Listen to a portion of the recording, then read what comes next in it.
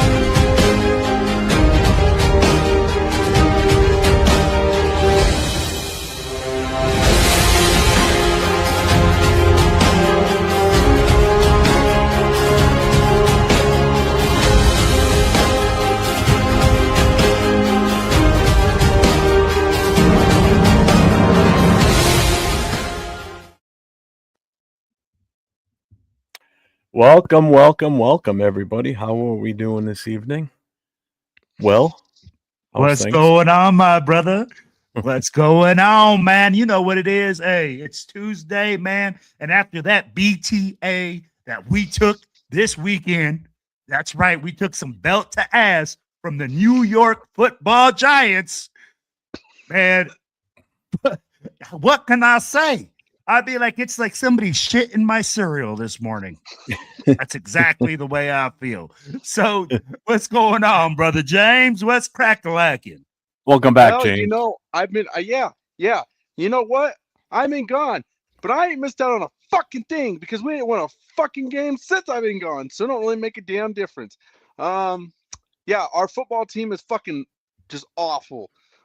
Ashton Genty continues to show flashes of potential greatness, but continues to be held back by our lackluster offensive line and quarterback play. I mean, how many more times is Geno Smith going to throw a fucking hospital check down to this guy? It's so fucking irritating. Like, Jesus Christ, this guy's fucking leg is going to be fucking broken before he's fucking 30. With the way fucking Geno Smith is throwing the damn rock at him in fucking panic and despair. Hey, that's exactly how I feel. You see how many F-bombs he just dropped in the last 2 minutes? That's exactly how I feel. Didn't even notice he said anything. Let's check in with the chat. Let's see who's joined us this evening. Let's see. We've got Alon's in the house. Yeah, Leo's not here yet. We don't know where he is. Haven't heard from him. So when he gets here, he'll get here. Yeah, he must be dealing with his agent. Yeah. Let's see. Who is here? Guys, it is hard being the world famous Cheeto Linus. Sacktown Mike's in the house. Rosetown's in the house. Ja Raid is here. New profile pick. Clint Kubiak. Fernando Mendoza 2026. Hey,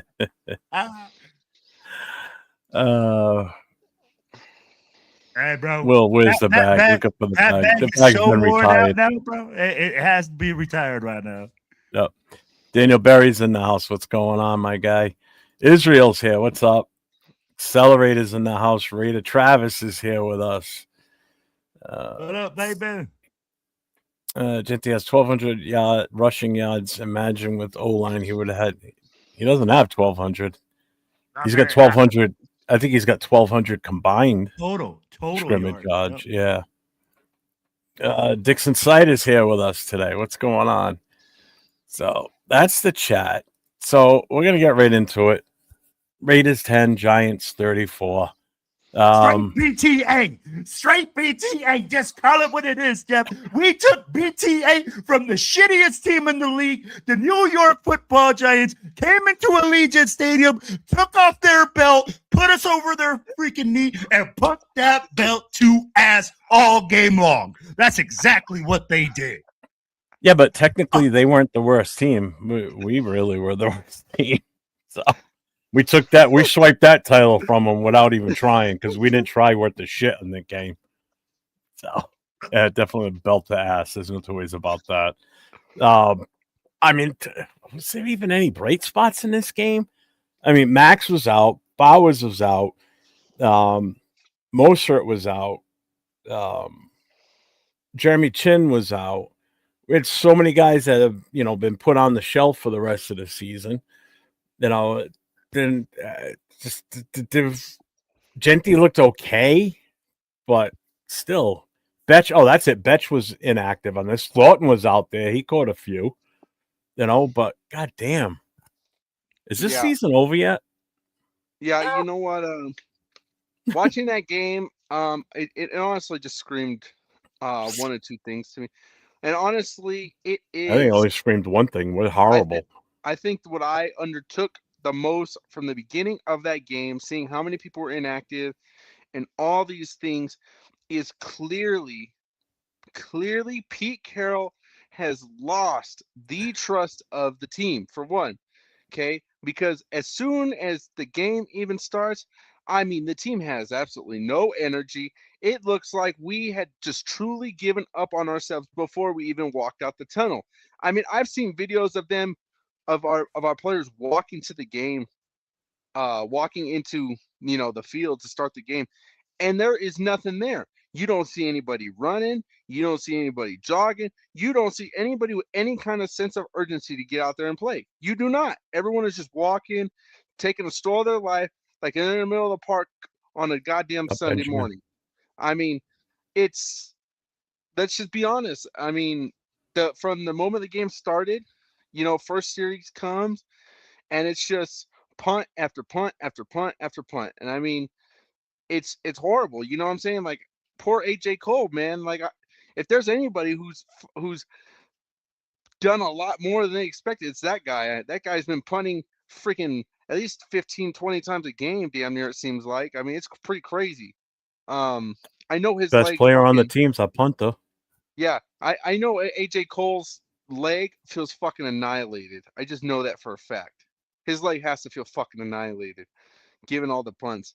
But yeah, I think the only bright spot I can really take from the game is just Genty's will to win and will to still want to play.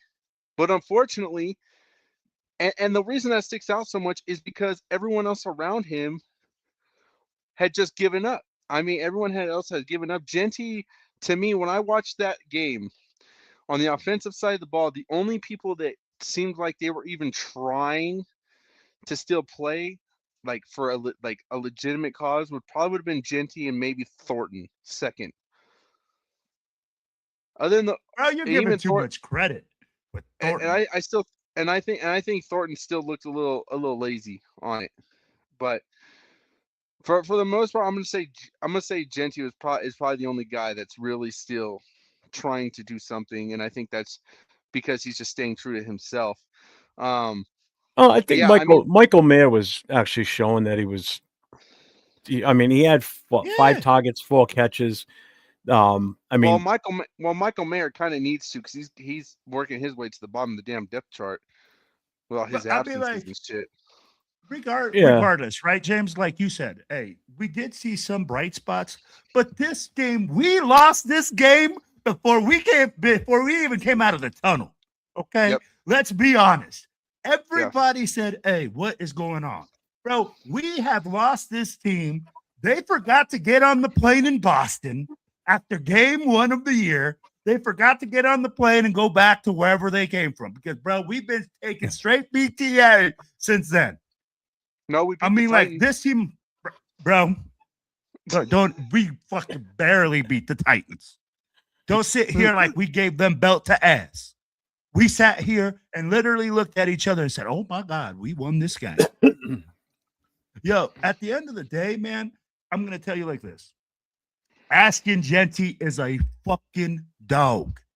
This kid is working hard. Every time he runs the football, he runs with intention. He runs with purpose. He falls forward.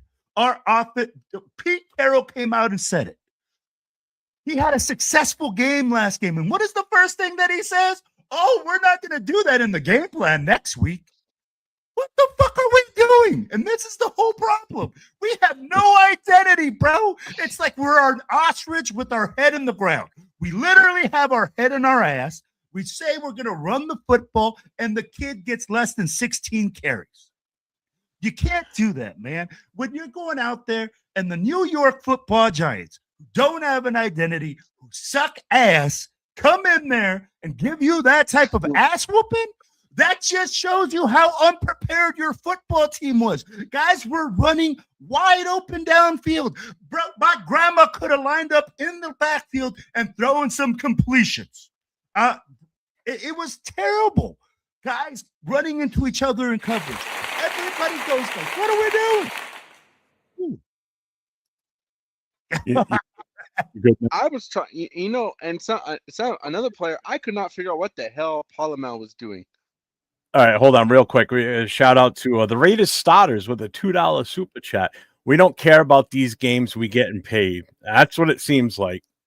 Because I was at the Philly game, and that's what I saw. And then the following week, we'll come out and almost beat the Texans. I don't know what happened to the team between those two games and then this one. This team's been just in a funk since week one. And even week one, we didn't look great. We won. We could have easily lost that game too. Because we got punked in Philly, bro. We got punked like some bitches in Philly. That's why we showed up with the Texans, because we got out there. Fastest game in NFL history. Second fastest game. That was ridiculous. That was a straight out ass whooping, shellacking, whatever you want to call it. We go up to Philly. We show up straight ass. I mean, we look straight cheeks out there. Yeah. Shout out to Wasted Talent in the chat. Yeah, stock Cam Miller. I'm all for it at this point. When do they have to designate to take him off the practice squad? Because he's still on that. They'd have what till Thursday? I think it is. But then that means someone's going to go. It's probably going to be Gino probably going on the IR because he ain't starting this week. Not with the ankle sprain. He's not playing, bro. I mean, like he's out there already. So throw his ass on the IR. Bring Cam Miller up. And if he starts, he starts. If he doesn't, but get him in the game at some point. You know what? What's up, Tanner Jack? I actually want to see AOC. I actually want to see AOC play, but I don't think it's going to happen. I agree with you. I don't want to see AOC out there because he might win the game. He might win the game, bro. I'm telling you right now, Pete Carroll or the at least general management does not want to win this game. Bro, now I'm afraid you put AOC out there. We could win it, and that's what you don't want at this point. This is some bullshit, fellas. I'm like, I hate this shit. I hate having to say, oh, we need the Raiders to lose to secure a pick. This is ridiculous, bro. This is the type of shit that we got Pete Carroll to be out of. Well, I'll tell you one thing. We won't have to be up. We won't have to be up very late for our NFL draft party next year. We'll be the first ones. Yeah, we're not going to be up very late. We'll just, I'll leave work early. We'll start right on time. Everything will go just as planned. We won't be up very late at all. Yeah. That's facts. I'll be like, man, at 8:05, I love you, man. Yes, it would be elderly abuse with that O-line and my grandma back there. But I'll be like, at the end of the day, man, it was sad. It was so sad, man, that we were literally lost in the sauce. I'd be like, I feel like Pete Carroll's going to tell me the same thing, that we are still practicing. I'd be like, we were talking about that in week 10, that we needed guys to get reps. Get reps in week 10. I'm still trying to figure out why Caleb Rogers didn't get into a game sooner than what he did. And even when he was slated to come in and start, and then last minute they scratched him as an inactive and wasn't even at the game, didn't dress, nothing. Just what the hell's going on? You say he's going to start all week long, and then they decide not to, scratch him as a healthy scratch. And then he finally gets to play the following week because everybody was all excited to see the kid play. I thought at the start of the season, I figured he'd be in the mix by the bye week. And obviously I was wrong. I mean, I don't get it. It's definitely the coaching on the O-line. There's no two ways about it. And it just feel like a goddamn broken record this season, saying the same shit over and over again. But it's like, how is it we as fans And it's not just the three of us here, too. I mean, Leo said it. Other content creatives have said it the entire season that we're seeing this, but how are they not seeing this on the staff and making any adjustments? It's not that they're not seeing it, Jeff, is that he's playing daddy ball. We're playing. Well, they're not acknowledging it in the NFL. He's going like, my sons have no accountability here. Your son is the QB coach, and your other son is the run game coordinator and offensive line coach, and we suck ass at all three of them. And you're going to tell me you're not going to fire them? You're going to tell me that there's no accountability on them? We have Geno Smith throwing more interceptions. Bro, he throws more completions to the other team. He throws more touchdowns to the opposite team right now than he does their own team. And you're telling me there's no accountability on him either? Come on, man. I don't know what you be sipping on. I don't know what he's doing, man. But this is what happens when you have lack of accountability from the top down. Well, there's one stat that won't happen this year. Geno won't get sacked for 60 because he was on pace for 61 because he's not going to play this weekend. So I think he's at 56 as of the end of Sunday's game. I think it was 56. So that's a lot. He's taken a lot of hits this season. He's taken a fucking beating. I mean, so that's where I go. Like, tell me your O-line coach is doing his job and preparing his boys. Tell me he's doing his job because, man, both the right tackle and left tackle are giving up the most sacks in this season. I think they're number 1 and number 3 or number 1 and number 2. So tell me that he's doing his job. Tell me that those guys are even watching film. We must got a bunch of Jamarcus Russells that don't watch film and think that everything is great every single day. Because that's exactly what we're seeing on the field.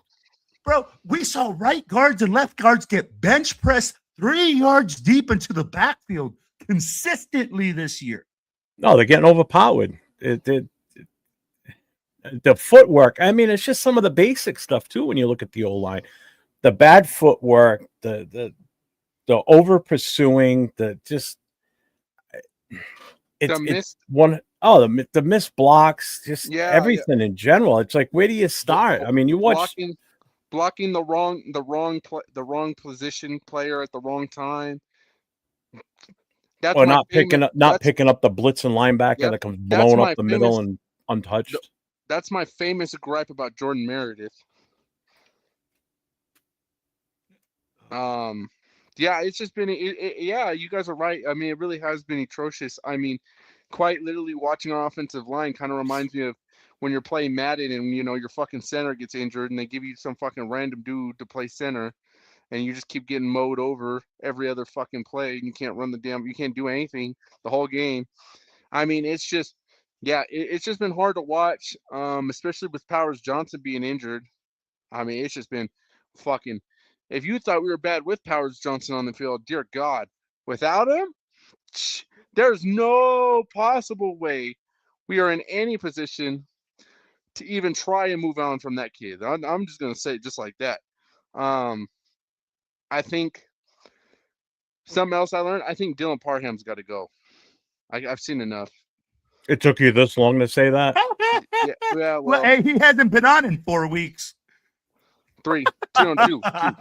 Dude, you should have been saying that in preseason. I was saying that last season when he was a starter. Well, I was focused that he's got to go. Well, I was focused on Jordan Meredith, but yeah, Parham is just not cutting it neither for me right now. Parham's horrible. It's just so bad. He's too light in the ass, too. He gets overpowered so fast. Guys, if you look at our offensive line right now, who would start on any other offensive line? No one. We got a bunch of freaking, bro. We don't even got guys that would make the bench. We don't even have guys that would make them. No, talking to guys. Right now. So JPJ and Miller are out of that equation because they're out injured right now. So the guys that are going to be on the field this Sunday and that just played this past Sunday, which ones of those guys do you think would be on a starting roster in the NFL right now? Probably none of them. Yeah. You know what? And I'm going to tell you, James said it at the beginning of the year. Bro, shame on you, Spike Tech. Shame on you for bringing Alex Crappa over here and calling that a legitimate solution to this. Because Alex Crappa has been shitting all over the field consistently all year long. Bro, it doesn't matter where he lines up. He shits the bed. So at the end of the day, Bro, we got to get rid of the junk. We got to get rid of players, and we got to stop being Coupon John, and I need Big Dong John out there. Yeah, exactly. Spending the big bucks. Coupon John. Bring me guys. Hey, that center from the Ravens, I'm telling you right now, freaking, he better be hunting him down, backing up the Brinks truck. You calling his mama. I don't care what you got to do. You better bring some security to that offensive line next year if you're going to draft a quarterback. Because if not, you're going to fuck that kid up for another 15 years and we'll be in the same shit. People thinking that we draft the number one quarterback and don't address the other issues are completely wrong. We have to address other issues in the offseason in order for this to be complete success. And you know what? I'm glad you bring this up, Will. And I want to prepare some of the chat and some of our fans for what we're gonna see. And honestly, our offensive line, our offense in just general is just so fucking bad, right? And let's just be honest here. I mean, we have to put so much into the offensive line and get a quarterback now that I would argue that we are going to have to let our defense take a step back because our offensive unit is just so far off the grid that we have no choice but to focus more on that. So our defense is naturally going to end up taking a step back because we're probably not going to be putting as much money into it, which means we're going to be kind of back to some of the old Raiders we used to see, back in like 2019, 2020, when, we could put up some points possibly, but we couldn't stop nobody, and it's just a frustrating thing because that in itself was highly frustrating as well. And it kind of seems like that's kind of the direction we're going to be trending in for our future at this moment, because we got to learn how to put up points. But unfortunately, by us having to direct so much attention into that unit at that side of the ball, I just feel like our defense is definitely going to suffer on the back end. So right now we have the number one pick as of right now, as we speak in this moment. But Miklo's comment is what bothers me. It's not Miklo that bothers me. It's what he's saying makes sense. What are the chances the Chiefs lay down to screw us from getting the first overall pick? And that very well could happen because they're out there top two quarterbacks. They're going to be sitting guys like crazy because they're going to want to be better in themselves with a better pick. So of course they're not going to say it obviously, but they're not going to want to win that game if they can potentially move up too. And in the long run, what do they want to do more than anything? They want to screw us over. So with that being said, and the fact that, and the CJ White boys, right too. We need a whole new 52.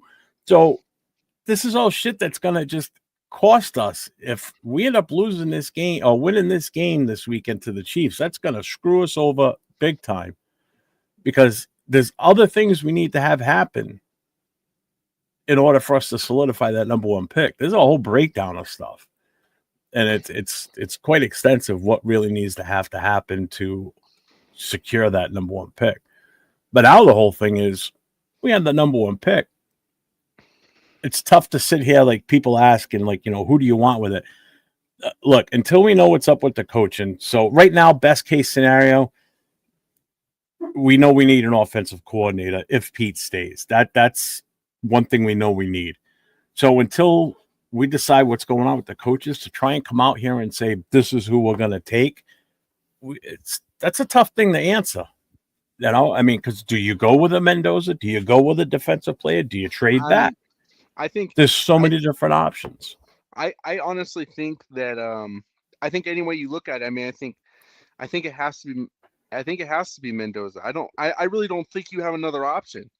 Personally, I think your only option is going to be Mendoza, or if you're willing to wait a little bit longer, maybe you grab Diego Pavia. But I think between those two guys, it's going to be one of those. And I really don't think we have another option. We have no choice but to take a quarterback. You've got endless options. You got the number one pick. You can do whatever the hell you want. No. But what you're not understanding is we have to address that quarterback position.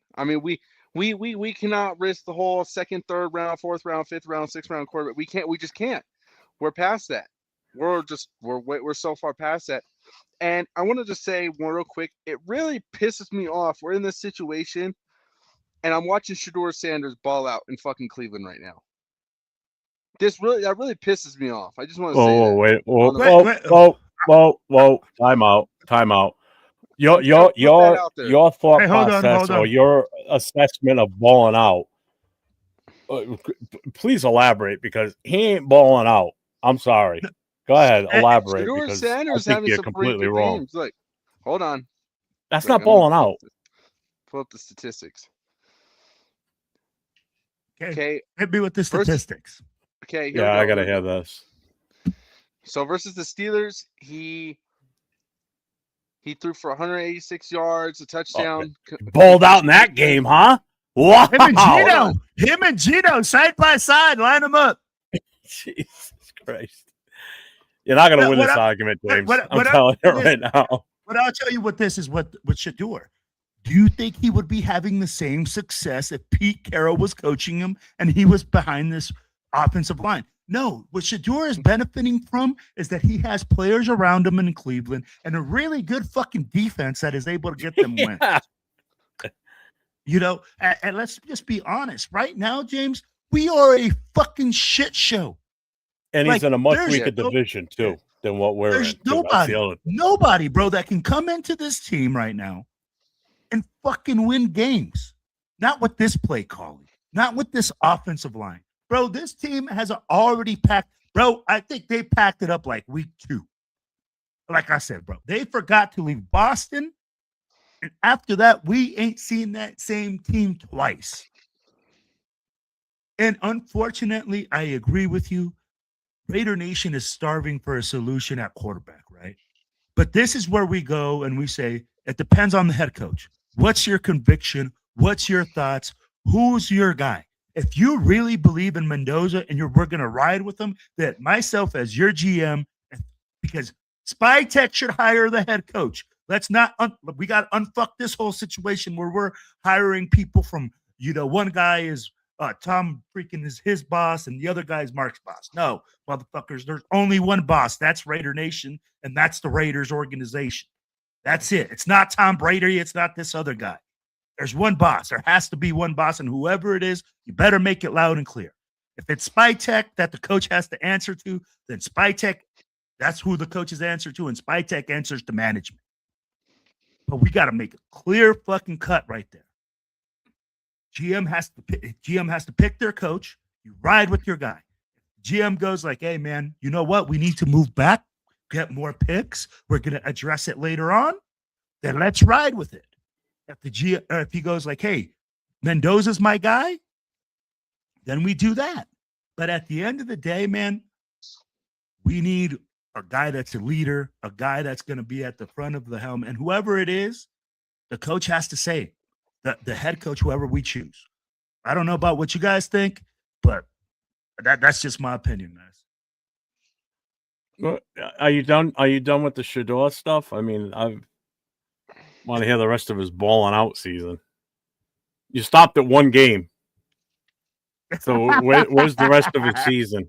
Come on. Hold on. Here we go. Okay, so that game versus Steelers, he had a completion percentage of 73.9. Versus the Bills, 152 yards, a touchdown. Completion 69%. Amazing season. Versus the Bears, 177 yards. But so he's averaging like 170 yards a game. I'm going to put it. I am going to say this about Shedeur Sanders. He definitely needs to clean up his INT ratio. So, hey, James, just call it a spade, man, and just say, hey, man, you know what? Shedeur ain't balling. I just made the wrong call. It is what it is. It happens, bro. He's winning some games. I'm not getting paid. You ain't getting paid. He's winning games. And that's why I said. Wait a minute. Is he winning the games or is their defense shutting down the other team and they're just outscoring them by a couple of points? Well, I can't tell you because I don't get to watch Browns games like that because I'm too busy watching our team shit the bed. So, hey, but I'm going to tell you like this. Hey, did Trent Dilfer win a Super Bowl? Yes, he did. So it doesn't matter. If you have a good defense that's getting you the wins, you got to be a good game manager. That's what it comes down to. Exactly. You don't make the mistakes. You don't throw the interceptions. You don't drop the ball. Do we by any chance, guys, do we have a list of potential head coach candidates that we could be Oh man, looking at? Do you guys? there's a There's lot so like many. Robert Saleh. But I'll be like, at the end of the day, we have to wait till the end of the season. We have to see who actually, That'll be next week's show after if Pete gets fired before we go on I the mean, air. like, according to a lot of people, man, they're saying that Pete's going to get fired right after the game, et cetera, But again, we don't know, man.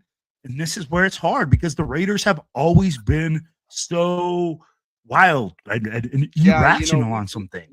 We've seen stranger things. Like we watched Antonio Pierce go to a whole press conference saying his job was safe and all these things, and he was fired within like 3 hours of that. So I'll be like, do you think that if he does get fired, do you think they're going to allow him to do a press conference like that? No, they shouldn't. Or do you think they're just going to learn from last year and then just, you know what, they'll let him do his thing after the game and then boom? I think they'll just cut it off at the tip. I do think Spytek should keep his job because I feel like the Pete Carroll hiring obviously I don't think that had anything to do with Spytek. Oh no, that was definitely all Mark Davis. That wasn't. Yeah. Spytek, I don't think had anything to do with that. I think someone interesting that we should look into, who's actually a retired head coach, and since we have Spytek, may actually be a decent option if he would be willing to come back and fix the team.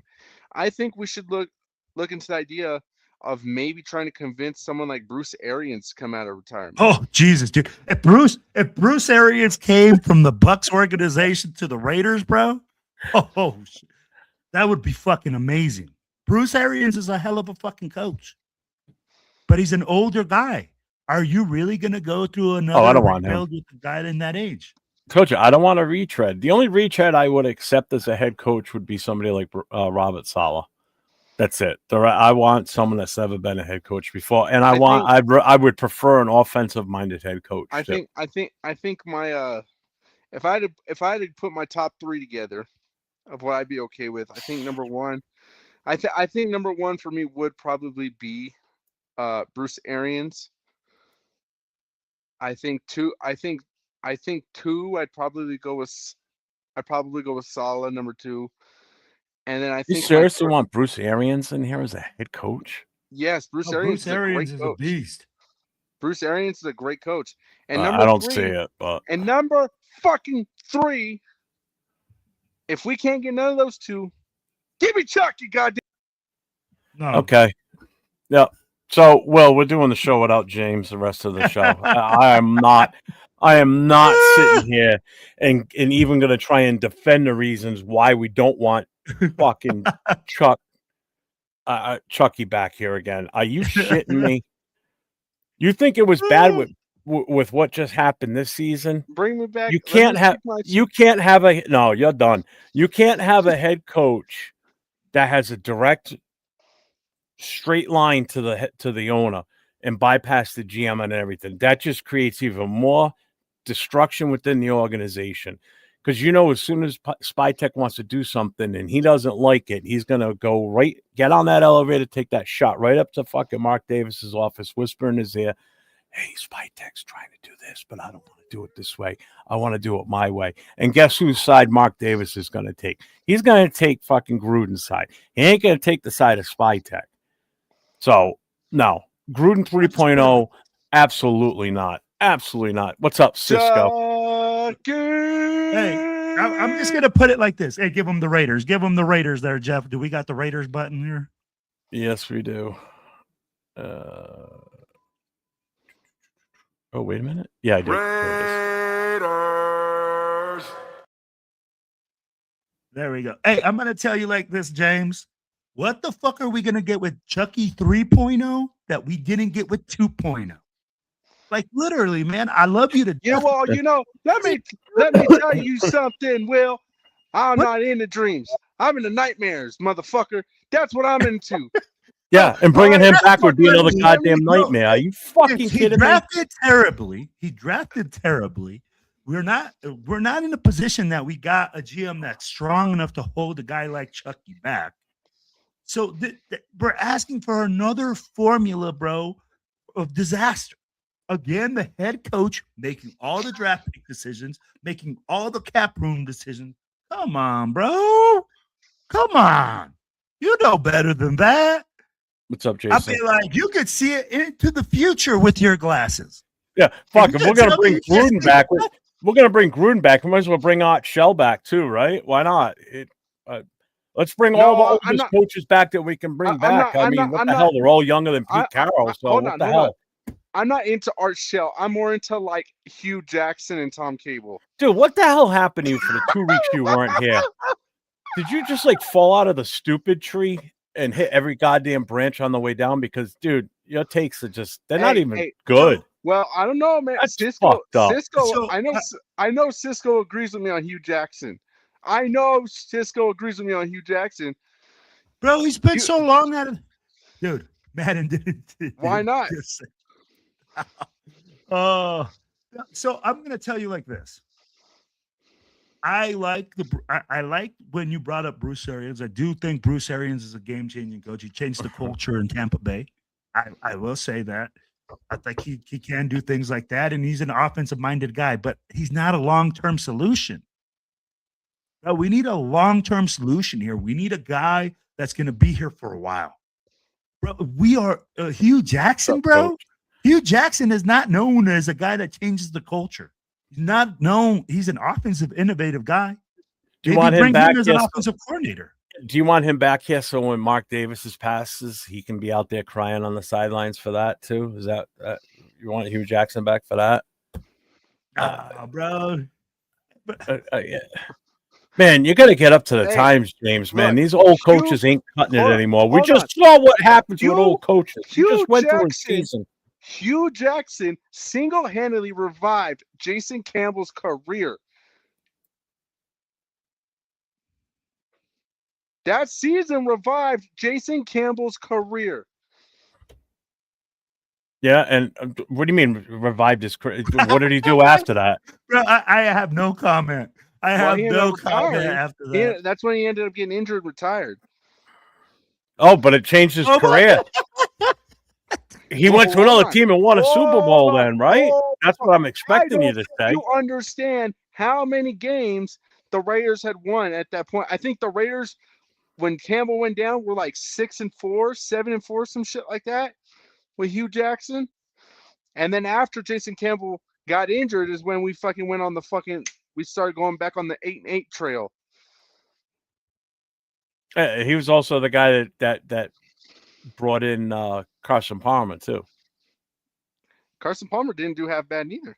He won a couple games too. Okay, Cisco. Hey, send Cisco the link. Cisco, get your ass in here. You want to be talking? Get in here, Cisco. Get in the chat. Send it to him. You know how to do it. Let's go. Let's go, Cisco. I'm gonna get him in the chat. He's talking about bringing it from. You do that. I'm running the chat. I'm running the chat. Cisco! Okay, Cisco. Hold on. Send him the link. Hold on. He was like, we got Black Hole Capitan here. Let's see here. I'm gonna send them the link here. Madden would probably have been the only ex-coach I would have gladly taken back, even in his advanced years, because the guy still had it up here when it came to football.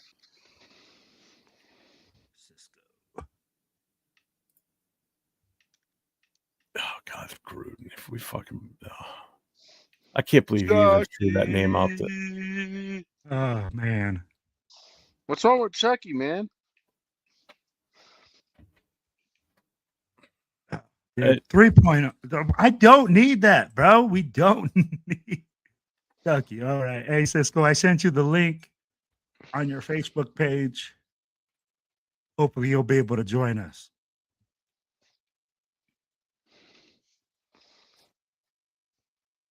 What's still real up to? Yeah.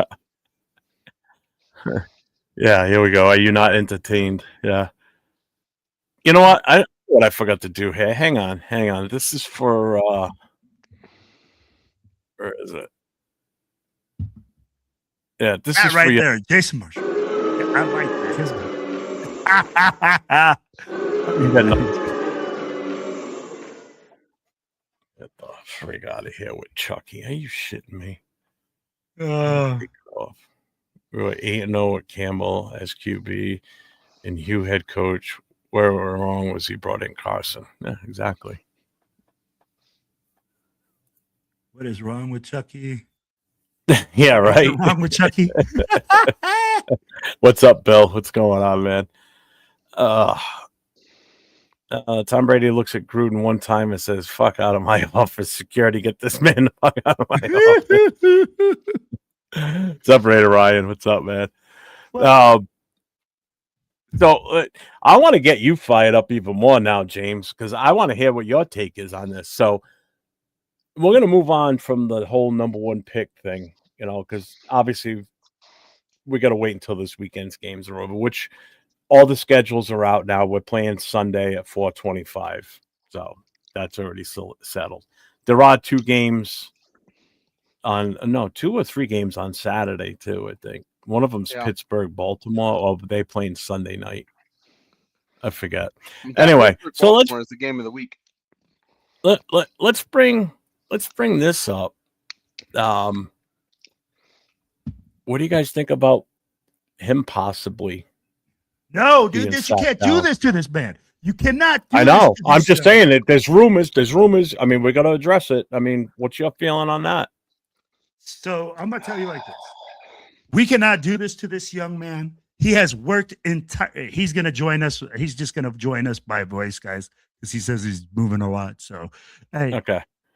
You can't do this to this young man. We all know that when you hit 1,000 yards, you always hit a bonus, unless we have guaranteed this bonus to him, because the young man has been busting his ass. Everyone knows that the 1,000-yard mark is a big mark for a rookie running back. And to pull him, to bench him before even being able to achieve that after this type of shitty season, bro, that's dirty. That is the dirtiest thing that you can do to a player. Max is already pissed off that he's not playing. Now you're going to piss off our rookie running back because you didn't allow him to go out there and try to reach a measurable. And I get it. People are going to be like, oh, well, he can get injured. He could do this. Bro, he can get injured walking across the street. He could get injured taking a shower, going to the shitter. They don't live like that, man. It's too big of a mile marker for him in his career, early in his career. He needs to be given the opportunity to reach that 1,000-yard mark. James? Yeah, I think it's a real crazy thing. Give me 2 seconds. What do you mean it's a crazy thing? What's a crazy thing? Yeah, I mean, I think it's hard to imagine, right, that something like that would happen. It's just not something you'd expect to see with a rookie running back. I understand the dynamics of the situation, so it makes sense why they're doing it or discussing it. Do I like it? No, I definitely think it's wrong.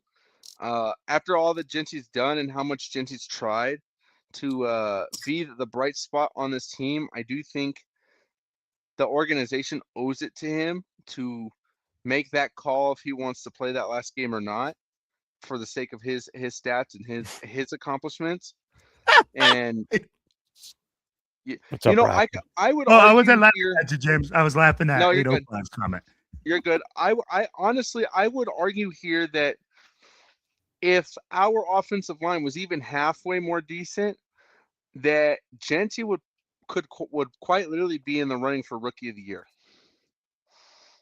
100%. Say that again. I said I think if our offensive line was. Oh, okay. Yeah. No, I agree. I expected he would be, to be honest with you. But, well, here's the thing with Genty, real quick.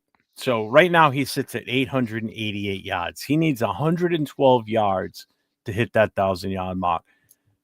He's on average been doing about, I think, roughly 70 a game. So his chances of doing that this weekend, especially with a different quarterback back there now, because you don't know I don't know who's slated to start at this point. Dude, you got to remember, this is about the future of this team. It's not about going out there and playing our best this weekend and get all those stats you can. What if he fucking blows out his ACL in this game? For what? I don't have a problem with him sitting this game, to be honest with you. You go into this game with Kalia Lobby and you pull Zeus back out. Guys that are expendable in my eyes. You don't Look, put bro, your we rookie don't back want. out there.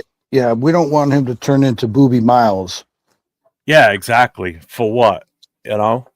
Right. Okay. Now here. Booby Okay. Miles. Now, I haven't heard here's that name in a while. But Here's here's the thing. No, here's the thing, though, guys. We're gonna say, hey, we're gonna pull you.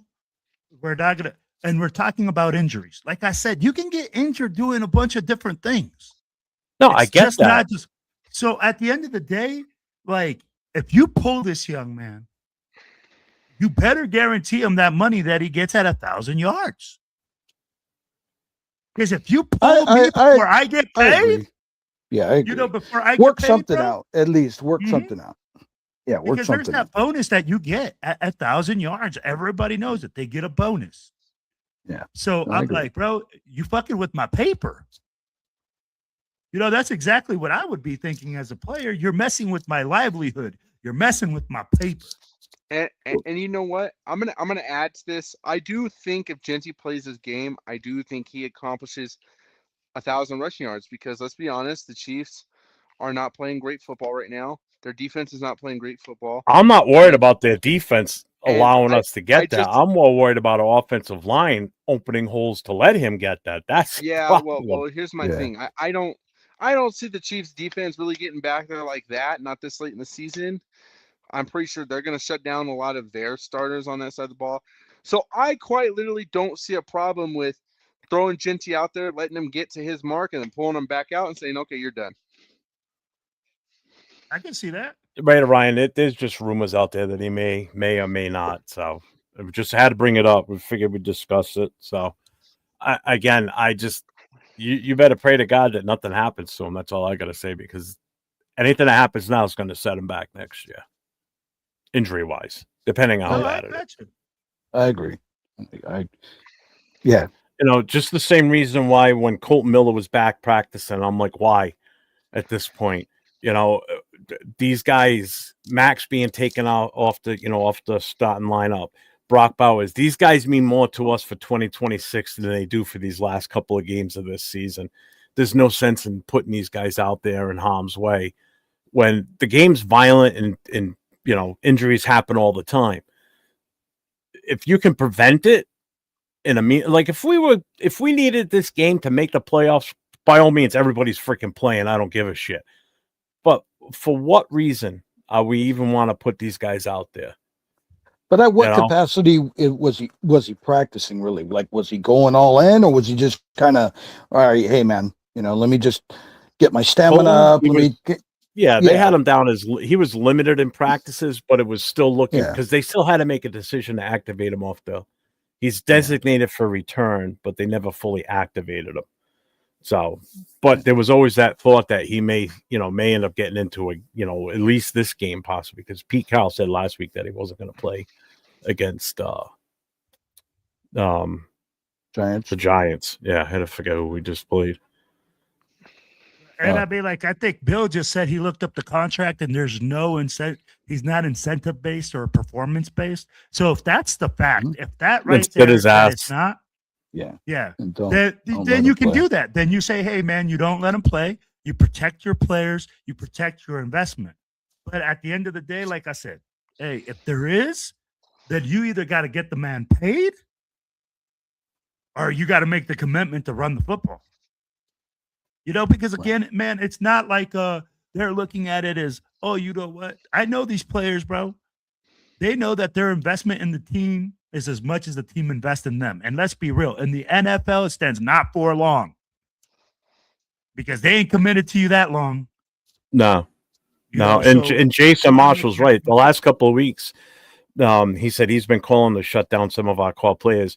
And I guarantee this has a lot to do with them. Holmes and Parsons both blowing out the ACLs, is probably scared a lot of teams. I mean, you're talking about two marquee players in this league, and look how much that's going to affect the Chiefs and the Packers going into next year. You're not going to see either one of these guys until probably midway through the season next year. So that already sets the Chiefs back, which is fine with me. I'm sure it's fine with the other guys up here and anybody in the chat.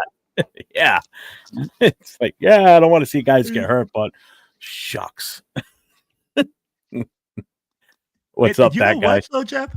You want to know Yeah. how many carries Ashton Genty has this year? 240. 240 carries, man. That's it. 240 carries is such limited touches. It's insane. Mm-hmm. What a bonus for 60 yards a game. I think you should give some. Should be paid back. That offensive line should be given some money back. Yeah, in 16 games, 240 carries, 888 yards, a 3.4 average, which obviously is better than what it was last year for any running back we had. I mean, our team average is 3.6 this year. Last year we did what, 2.3, 2.4? And this is what the trash offensive line. Yeah. Yeah, this is what the booty offensive line. Yep. Like literally straight cheeks. Man, he's worth every single penny of the sixth pick, in my opinion.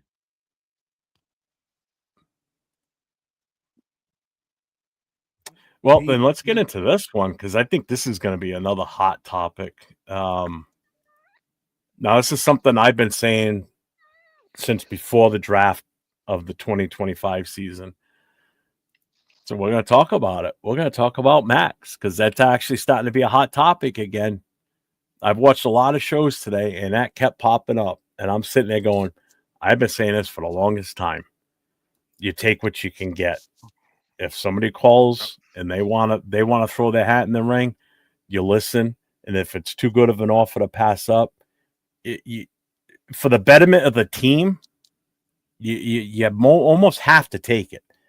You know, and this is where that whole saying I always use is fans are married to players. And I came up with a new one today. Fans are married to players, and they gotta divorce from that shit. Because you got to stop falling in love with a player, because if the player's not helping the team progress, what good is that player doing for this team? And then this is a situation where we could better this team for the future, not just next year, but for many years to come, if it's done right. I know we tried this once before with the Khalil Mack thing, and that those draft picks got used wrong, because that could have set us up potentially for a long run being near the top. This is a little bit different now because you got different people involved. So I'm still all on board on letting them go if the right offer is there. The only way I would go for something like that would be is if we were to pull off some type of Herschel Walker to the Vikings type trade. And that is a possibility. It really is. Oh. Not to that extent. Because that's set up. We all know that's set up the Cowboys' future. Oh hell yeah, that was their Super Bowl run years right there. That's what did it for them. And I'm with Cisco. I mean, like, for me to make that trade for Max Crosby, right now you have to make some serious offers. We're talking about 2 number ones. Yeah. We're talking about something to that extent when you're offering first round draft picks and a lot of maybe a second rounder. But at the end of the day, bro, I'd take somebody's star. I would take either somebody's star, defensive lineman, or wide receiver, and 2 number 1 picks. I can see that. And I'd be like, and that's where you're looking at it, right? I'd be like the trade offer for a Max Crosby, not only because of the type of player that he is, because of the leadership. That's what's going to happen. Right. Who's going to become the leader of the Raiders? Right. I don't see any leaders standing up, and I don't see any leaders in that locker room right now. Well, those leaders just aren't on the team right now. They're not here yet. They will be. But to be honest, too, we keep saying the other will be. The other downfall to that, too, though, is it's anybody currently on this team or even coming into this team. Then, the players talk. Well, damn, bro, if they did that to Crosby, shit. My time here is limited. And then they are going to get into that Warren Sapp, Randy Moss, I just came here to get paid. And I'd be like, how are you going to ask commitment from the players when the organization doesn't have commitment to players? Exactly. If that's true, Coach, that's bad. If somebody said that they would take Max Crosby over Ray Lewis, they don't know football. I'd take a Ray Lewis any day in his prime over Max Crosby. Yeah, you're talking about no, yeah, but no, I mean, I beg to differ because you got to look at it's 11 men on the field. Mm-hmm. The Baltimore had a solid defense. It wasn't just Ray. Ray stood out. Just him though, because he was there before all those guys showed up. Because he was still there. He was there in Cleveland before they left. He went there. He got there with Ed Reed. Yeah, exactly. I mean, I know they have a lot of Hall of Famers, and I get you. I mean, like when you look at that whole defense, I'm like, bro, that they were stacked. Yeah, and I'd be like, at the end of the day, to say, hey, they're different positions. I'd be like, but they do different things. You can't ask one player to imitate. That would be like Lawrence Taylor and Ray Lewis. Right. Who are you going to take? Right. Exactly. I agree. You know. So. What's up, Pix? Pix says, I doubt we get more than a first and a second. Teams are putting more stock in the draft these days. Well, and that's the thing. If there's a team out there that they think that Max is that final piece of the puzzle in their defense to push them over the edge, and that's going to help them get to that, then they're going to go all in, especially if they're in a win mode for next year. They're going to do it. And the one thing, hold on, the one thing I'm not in favor of is the whole, we need to send him to a contender because he needs to win the Super Bowl. I don't give a shit who we send him to. I don't care if we send him to the worst team in the league other than us. I don't care. I'm not here to, depend on where he wants to go. No, I want him to go to a bad team. So whatever picks we get for him are going to be good picks too. I don't want to trade him away to who's going to win the Super Bowl this year. Why would you want to do that? You're going to probably end up with a high draft pick next year. And then it all depends, right? If he has a no trade clause and he has to approve his trade, then he gets to really get to choose where he goes. Well, with all this talk coming out, you would have already heard that. Somebody would have already said that he's got a no trade clause. So I haven't heard anybody say that. That's true. That is true. But again, it's like, what are you going to offer me? What do you got? And to find that team, I'll be like, you got to be hungry. I mean, like, look what they gave up for Micah Parsons. Yeah. And Micah Parsons is in his prime. You're not going to get anything like we're talking about for a Max Crosby if you didn't get that for Micah. No, because we're doing it too late. We should have done this before the draft this past year. We would have gotten more for him at that point, I think, in all honesty. Like, again, I mean, like, yeah, we could have, but I'd be like, what were the offers? Nobody knows. Nobody knows. If there even were any. Exactly. And right now, people might be saying, hey, Max Crosby's older. No? And so, Cisco, let me ask you this, Cisco. You keep him regardless. You've seen this team for the better part of 20 years, 30 years, watching them up close. What is your evaluation of this team for the time that you've watched this team up close? Is this the worst team that you have seen fielded by the Raiders? Well, yeah, easy. Yeah, it is. It's the worst team I've seen ever. Yeah. Oh, I mean, seriously. I mean, I wasn't around for the 2 and what was it back then? 2 and 12, I think. The 19 before the Arch Shell one. Yeah. No. Well, that was bad. But fuck, that was the worst one. Are you talking about the one with Carr? He had Tom. He had fucking Tom, the dude that was fucking running a bed and breakfast, and brought him in as a fucking offensive coordinator. That was terrible.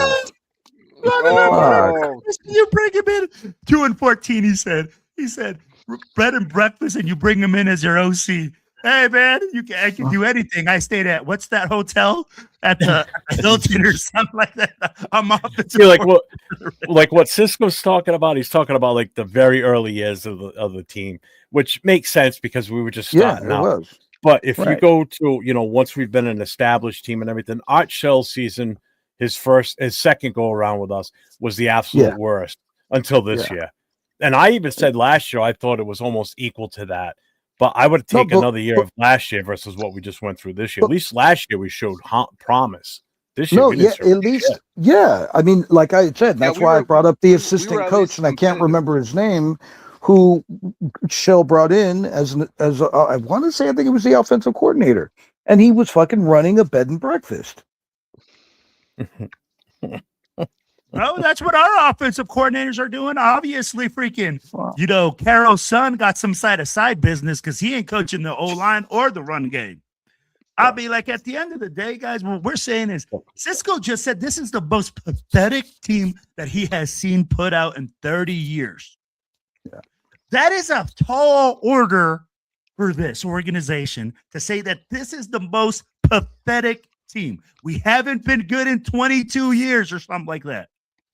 Well, that I can remember. Again, I started going to games when I was 17. Let's not talk about to LA. Let's not give a year.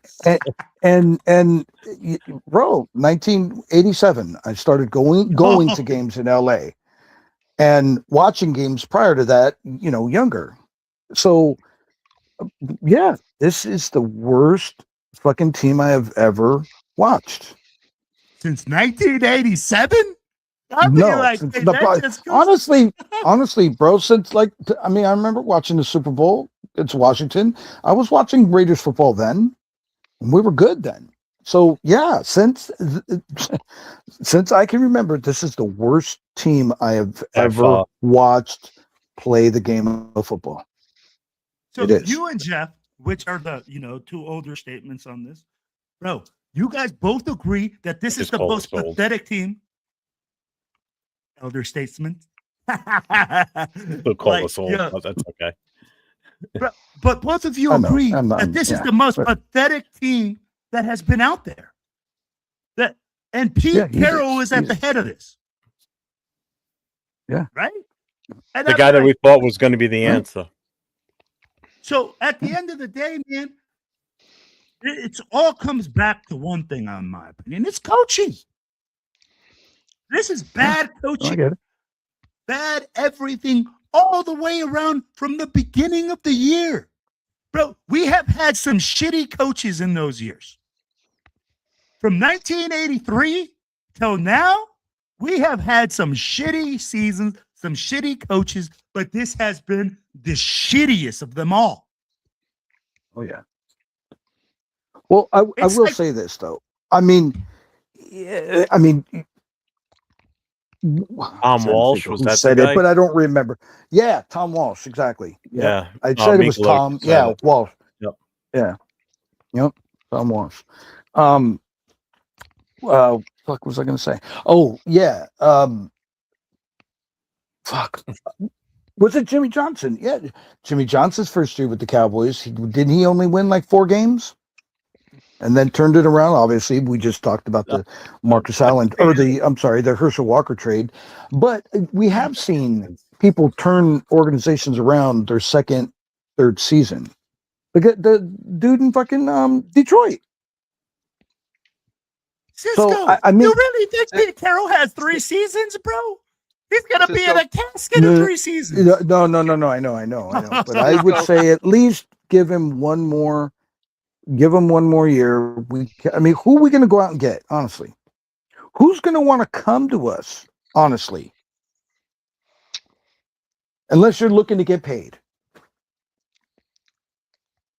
I'm gonna tell you something, man. I think it depends on the coach, though. If we get the right head coach in here, that's going to attract players, which we thought was going to be the issue with Pete Carroll. That's how I was looking at it. It was like, well, with Pete coming in here as the head coach, players are gonna like have respect for him. Like, oh, I'll go play for him. And anybody that did come here with that, under that statement, they're pissed now. I'm sure. I'll use the same analogy that I used with AP when he got the job, he better hire some real X's and O's coaches to surround him and let him be the rah guy in the locker room to pump these dudes up.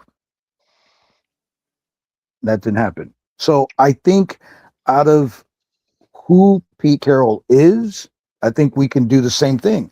He just needs to be able to hire his own coaches. Well, like minus his son. But if we get some good Spytek works with them, Brady, whatever, I don't care. If we get good coaches in there, man, I think we're good. I honestly think we're good. If I could win the lottery right now and say, okay, who would I go out and get? I would seriously say, go get my boy, because that's what you guys trying me to get in here, right? I would get my boy Hugh as OC, not a head coach, as OC, and I would get go get our guy in Europe, Del Rio, as defensive coordinator, because I think Patrick's going to be gone. I know they're old treads. I don't want anybody left. But they're going to give you that respect. Del Rio's a fucking East Bay fucking guy. He knows. Hugh loves this organization. He knows. Pete Carroll's respected. So I mean, yeah. I mean that's my view, because again, I don't watch college football as I used to see who are some of these bright young coaches, defensive coordinators, etc. So yeah, I mean, that's my wish list. Yeah, I just looked this up too. Jimmy Johnson in 1989, his first year, they were 1-15. Then he went 7-9, 11-5, 13-3, 12-4, 12-4. So yeah. So they had one bad year at that time. Well, how old was Jimmy Johnson at that time? Oof. I'm thinking he had to be in his 40s, maybe. Possibly. That's my biggest thing. Okay, that's my biggest thing. He's 82 now. That was 40 years ago. So yeah, he was 82 now. We don't have the time we don't have that time to wait with Pete. No. Well, no. Well, see, that's what I'm saying. Then we, groom some young wildcat, some Thundercat guru, I hate to say it, but he's home, like what a Chucky was. Yeah. Quarterback coach for Philly, or no, he was a assistant quarterback coach with the Niners, then went to Philly, was, I forgot what his title was there, but, basically, get a young fucking guru, guy that's been sitting on the sidelines and working the game. You know what? I like the idea that Cisco has of bringing a young head coach and having two older statement to help him out. Yeah, to navigate, mentor him. Offensive coordinator and defensive coordinator with the solid pieces. That's what AP didn't have, right?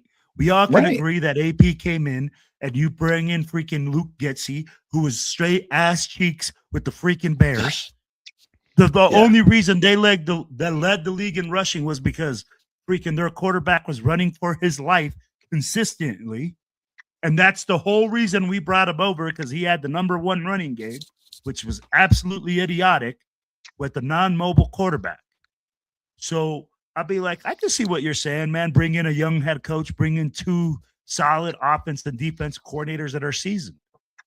Yeah, but I'd be like, can mentor him just like everybody else. Cisco, Bill M just asked you a question. He goes, who does Cisco want as head coach? Man. Oh man. Well, I hate to say it because I hate that fucking team, and I'm back in the Bay. I'd take Solace. I would. A lot of people like Robert Saleh, but again, then we've been fucking hit with that. North Turner, fucking your guy there in your backyard, fucking McDaniels. Those guys are great. Don't forget about Lane Kiffin.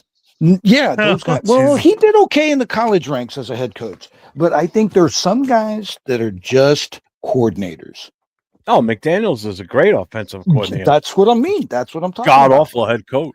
Yes, that's exactly what I'm talking about. So Salas, I mean, he's obviously he's a badass, but again, look at what he did with the Jets. But again, it was the fucking Jets. I mean, we're in that bubble now. We haven't done shit in over 20 years. People are looking at us.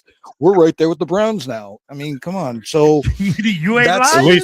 At least I for mean, us, it hasn't been since 1969 that we won a Super Bowl. So that's a good true. thing. I get you. But you know, I mean, So we're approaching that. yeah. Fuck.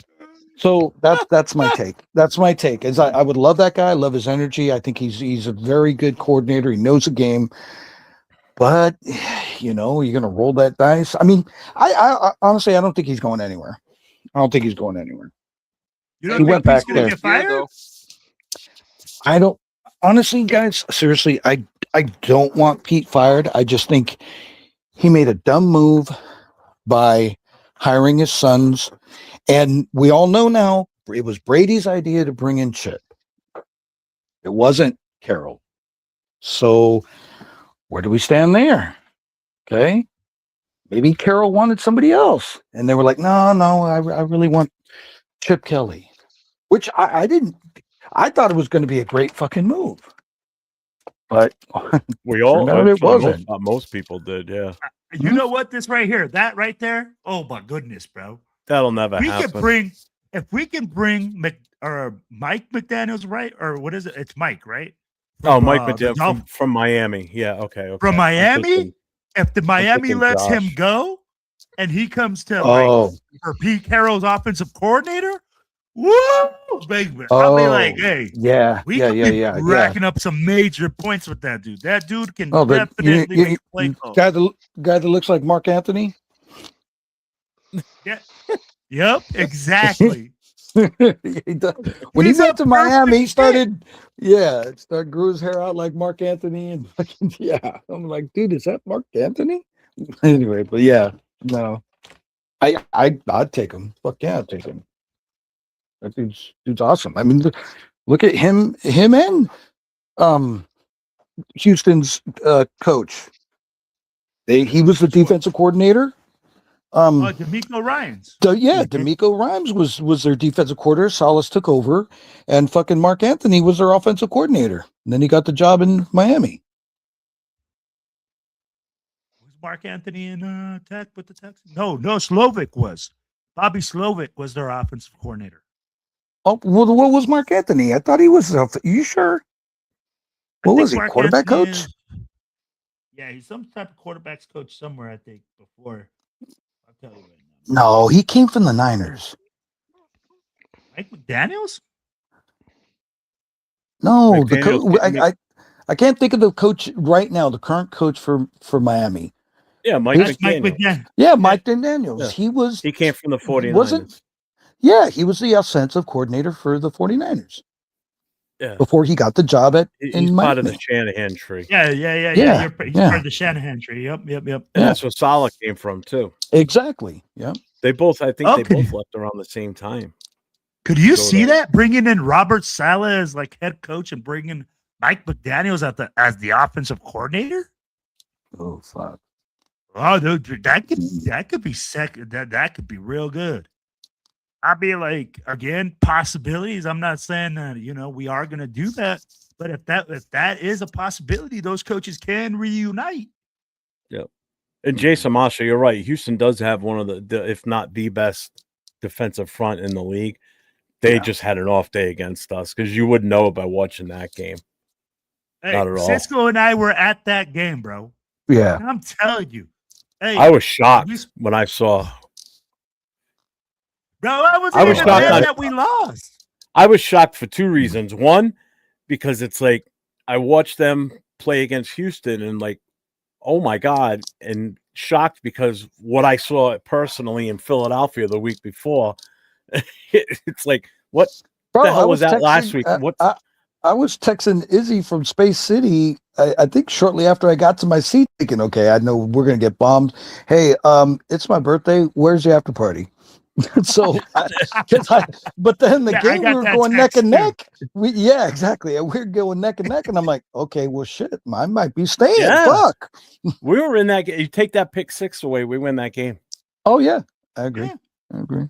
You know, we were in it right to the very end. We have it, and that's we said this last week. You know, normally when something happens like that, like a pick 6, as soon as we're down by 7 points, we just come out flat after that, and we can never recover. And that's been the problem all season.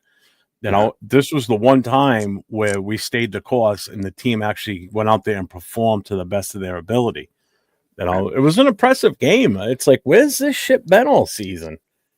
I know. Don't worry, they forgot about it right back in Houston, and they got straight BTA the next weekend at Legion. So, what's up, what do you guys expect to see out of this game? Let's just go like this.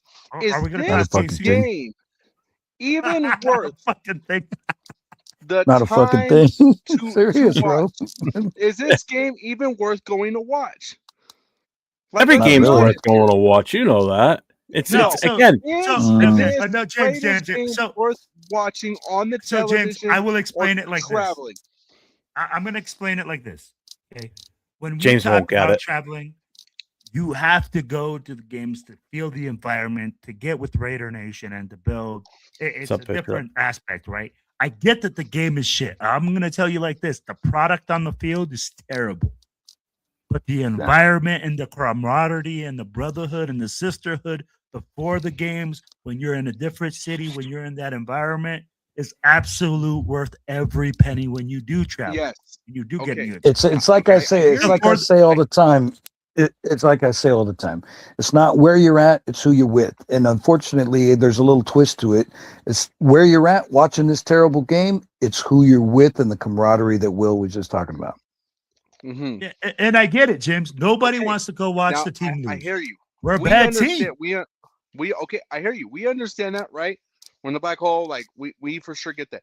But I'm saying, if you're just a typical fan, you're just a you're not gonna go watch fan, it. You know, is it worth watching? If you're a casual, we're diehards, so it's a little bit different. We're gonna watch it no matter how bad we suffer and how much we hate ourselves for it. We're gonna watch no matter what. But if you're just a casual fan, you know what I mean? Well, a casual fan of football is not going to go spend that type of money to go see the Raiders. They might be going for different reasons, to see the stadium, to go see fucking Circus Olay, the Blue Man Group, some bullshit in Vegas. Would somebody pay that much to go to Oakland? No. But, however, Will knows, I can't remember his name, our buddy from across the pond came solo cholo to a team that's 2 and fucking 13. Yeah. He fucking came. You know, we met him. He was at the bar, and I just started talking to him, and I had the accent. I'm like, "Oh, where you from?" He goes, "London." I go, "Oh, shit." I go, "Hey, who you with?" He goes, "Myself." I was like, "No way." And he was like, "Yeah." So we started talking. He came from fucking London by himself to fucking Houston to watch the Raiders. And James, you asked that's cool, man. I'm going to tell you like this. What we're going to watch this Sunday is the Raiders take straight BTA. We're going to take belt to ass on purpose. We're going to secure the number 1 pick, and we're going to move on into the offseason. That is exactly what you're going to see. You want to know? Hey, man, I hope we go in there. We show face at least. And I hope to God that the Chiefs just don't put belt to ass to us with the backup quarterback, with the freaking backup running back, with every second string player that they have. But are we going to go in there and we're going to show domination? Yeah. Are we going to go show domination? Are we going to go show that, hey, this is the shit bull, James. We just lost the toilet bowl. We lost the toilet bowl. We lost at home. The fucking Giants, bro. What else do you want us to say? James, this is why we're saying this next game, the whole team has to quit. The Chiefs have to literally not walk into the stadium not to win that game. You know, that's when I knew the season was shit. lost to Shador. Exactly. When did you lose to the Browns? According to James, he balled out, though.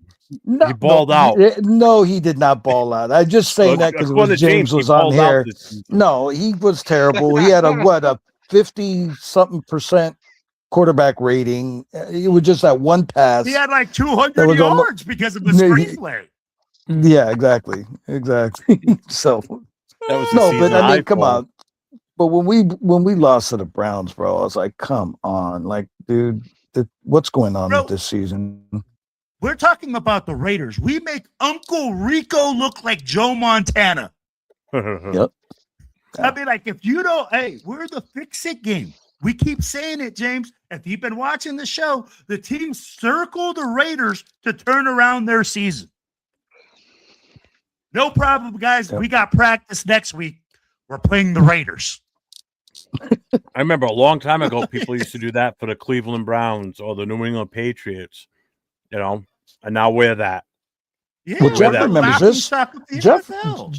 Jeff remembers this. I remember, man, when we were the kings of Monday Night Football. Yep. Best winning percentage in Monday Night Football history. Yep. We lost that pretty damn quick. And then shortly after that, then we lost the winningest team in professional sports. Professional sports, not just football. Yep. And then that went away. Bro, just win baby has gone away. I just won baby since week 1. Look at our record for the last 20 years. JLB, our last 20 years. Lost baby. That's what we keep saying repeatedly. JLB. So, dude, you're a fan of the Steelers and the Colts? How does that even work? Fucking confused. How the fuck you got 2 teams? And both in the AFC. That's that weird shit. This that weird shit, man. What do I think about the teams? Pittsburgh's probably going to make the playoffs. Maybe. Depends if they win. Colts dropped. Colts blew it. Baltimore is putting BTA on that Pittsburgh ass this weekend. Bro, I'm going to tell you like this. Both your teams are shit. They're not going to the playoffs. Get ready for the freaking draft, just like us, bro. Hey, we got a spot right on the couch, right, for both your teams. Well, the Colts got eliminated, I think. The Colts got eliminated, but I think the Steelers still have a chance. The Colts had the biggest meltdown this season. Yeah, they were at one point the number 1 seed, and they just crashed. They were like, they had an epic meltdown. Right? What happens if the Raiders tie? What happens if the Raiders tie, bro? This is what I want to know. Do we lose the number 1 draft pick if we tie? Well, we still have no win. I'd be like, I'd be like, that would be crazy. And just with our luck, we would tie and be the number 2 pick. And that's why I don't want O'Connell to play, because O'Connell will probably give us the best chance to win this game at this point. And normally I'm all in for winning, but at this point it's so close, and we can't take a chance of having something screw it up. This is the first week where the loss is going to feel like the win. Yeah. Hence the thumbnail. We're in first, but in the wrong way. We're number 1. This sucks ass, bro. I'd be like, literally, people are cheering for like J.O.B. That's exactly what people are going to be saying. J.O.B. just lose, baby. Let's get out there and make sure we shit the bed today, guys. Tankathon. You know what? That's a good question. I don't know if Kelsey's going to play. I mean, he played the other night. But... He's going to come give us some BTA, bro. He's going to come. I mean, he's going to pass to the Raiders. I mean, they're talking about him retiring after the season. So, I mean, I wouldn't be surprised if he's gone. Yeah, me too. So. I'm done with him. Travis Swiss and his husband is going to come up to the show, put BTA to the Raiders, and ride off on their fucking unicorn. Oh, you mean his fiance that has a body of a 12-year-old boy? Exactly, that man-child. So at the end of the day, bro, that's exactly what he's going to do. He's going to come in there, probably have the game of his career. I'd be like, we might make this dude look like Tony Gonzalez. Go out there, grab a bunch of catches, and fucking just blow us out of the water. Real quick, Outdoors with Bobby. Dude, my 401 _ Raider _ Jeff. Hit me up on Instagram if you're on Instagram. Friday show. Friday. Yeah, you're a Jets fan. I want to talk to you because I got a show for you on Friday night. I'd love to have you come on. Let's see. Worst thing a fan can be is Weiner and Raider fan. That's nasty work. Yeah, that's like me being a Raiders and a Pats fan. Bro, this is what I don't understand. How do you cheer for two teams that don't even like each other? I see that all the time here, honestly. And it's mostly older dudes, because they were like, well, wait, before 1960, the 49ers were the only team here. So they were my team. And then the Raiders came, and then I became a Raiders fan. And so and then they moved away, and I'm like, fuck, I don't want to hear that, but whatever. But yeah, I don't really hear it from younger people my age or younger. I don't, but yeah, it's sickening. Well, that's like around here. There's a big following of Giants fans around here, because before the Patriots were a thing, the Giants were the only game on the market around here. Yeah. So that's why there's so many. I could get people give me shit for. I'm more of an A's fan, but I do like both baseball teams, and I get shit, and I just give them the old Howie Long line. I said, look, baseball is America's pastime. Football is America's passion. I only have one football team, and I will always have only one football team. And it's true. Baseball's fun, and I like watching it, but I don't get into it like I do football. It's a pastime. Up, Jack. It's busy. But, man, we got a lot of people in the chat here that aren't Raider fans. That's insane tonight. That's awesome. It's because Cisco's on, bro. Oh, come on, easy. Well, I hate to disappoint you guys, but I got to finish packing for my trip to go see my team. Well, before you take off, I do have a question for you. Sure. Sure. Hey, look, man. She told me she was 18. I don't care what she says. What's any big events going on this weekend in Vegas for TBH? Big as far as big. Well, I mean, it's always big when it's us, right? No. Mm-hmm. Honestly, just at Troy Bar. We are working on some things, but I don't want to spill the beans. But it doesn't look like it's going to happen. Yeah, stay tuned. Stay tuned. Same bat channel, same bat time. Just Troy Bar, Carnival Court, Saturday from 1 to 4, and then Troy Bar Saturday night. And that's it. All right. Then tailgate, just what, J-Lot? Oh, yeah, of course. J-Lot. Yeah, J-Lot, tailgate with friends over in J-Lot, right across from In-N-Out. In the whiskey, J-Lot, right against the wall. Yep. Okay. We will be there. Have fun at the last game of the season. Enjoy it. Are you thinking about coming out for the draft in April? Yeah. I don't know. Maybe. Possibly. In Pittsburgh. So I'm going. I definitely plan on going. Yeah, maybe. So. Maybe he says. We'll see if we can't convince the Cisco kid.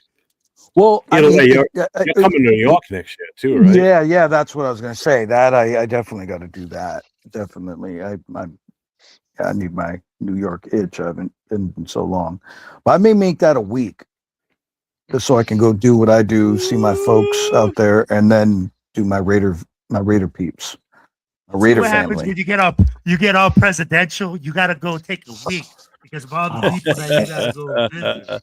No, I got a lot of my peoples are out there, man. Got to go say what's up, hang out, see a couple shows, Yeah, sure. We all know. World famous Cisco kid. Yo, thanks, man. Hey. All right, brother. Fellas, thank you so much for stopping by the show, man. We love you, man. Yeah, thanks for popping in. I appreciate it. Always. Enjoy your time. Tell your ladies. All right, fellas. Hello. Will do. All right, fellas. Have a good night. And if I don't talk to any of you all, don't blow nothing up. Happy New Year. All right, man. Later. Oh shit, we calling you. We're gonna see what's going on Saturday night with the Cisco kid. What's up, Marcus Banks? What's going on, man? Marcus, I don't know if you have Instagram or whatever. I need you to reach out to me. DM me, whatever. Look me up on Facebook if you're on it. It's full name Jeff LaFontaine. I want to talk to you about my Friday night show.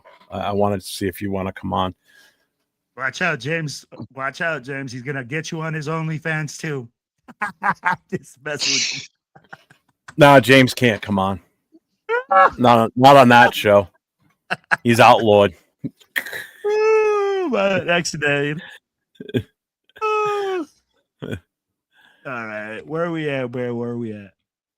I got to catch up with the chat here. I've been way behind.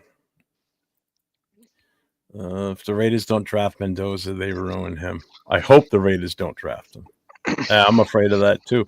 And actually, it just depends on who the coach is. If it's Pete Carroll and this coaching staff, oh hell no, absolutely not. Hey, I'll ask you this, James: if you have Pete Carroll as your head coach, do you draft Mendoza as the number 1 pick with him leading charge?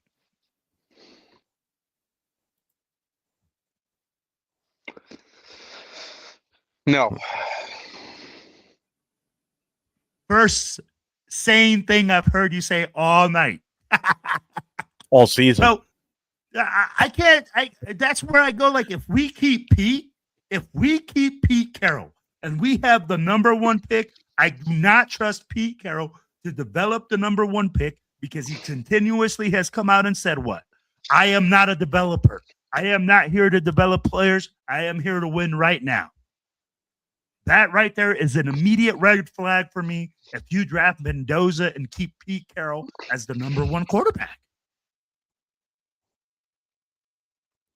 If Pete Carroll's still here, then I'm in all honesty, what I would really like taking at that point is either trade back or just take Caleb Downs at that point. Solidify the secondary. Just nail it. I'm with you. Or just take BPA. Or take BPA that's not a quarterback. I'm there with you. I think you'd have to trade back. I think you need to take a. I think what I would probably do, honestly, I think you'd probably need to take a. I think I would trade back, and then after I trade back, I think I would probably take a. I think I'd probably take a guard or a tackle. I'm there with you. I think that's if Pete Carroll is our head coach next year, I'm trading back, I'm getting more picks, and I'm drafting offensive linemen. I'm drafting the best offensive linemen. We'll go another year with Gino at that point. Yep. I just don't trust his staff with a rookie QB. But they got to do something with the offensive line coach and keep Brendan Carroll in charge of that. You know what's a viable option? A viable option here is just fire Pete and be done with it. Let's just be hypothetical, right? Let's say we do end up keeping Pete. Okay, let's just say What's up, Cujo? I think a very solid secondary plan would be we trade back, we take a tackle, and once again, we explore the quarterback position in free agency. And I would say our best option would be to go on a limb and grab Russell Wilson. Wow. All right, any credit I just went right out the window. So hey, but I really think I can see what James said. I think that's the most realistic thing. You're going to get Russell Wilson for a bag of chips. You're going to trade back. You're going to have between Russell Wilson and fucking Geno Smith, it's going to be the quarterback carousel. Whoever plays better is who's going to play. Both of them have worked with Pete. I mean, fuck. If you can't win with both options on the table, I mean, you're definitely not going to win at all. I agree, Jason. That's who I'd want, to be honest with you.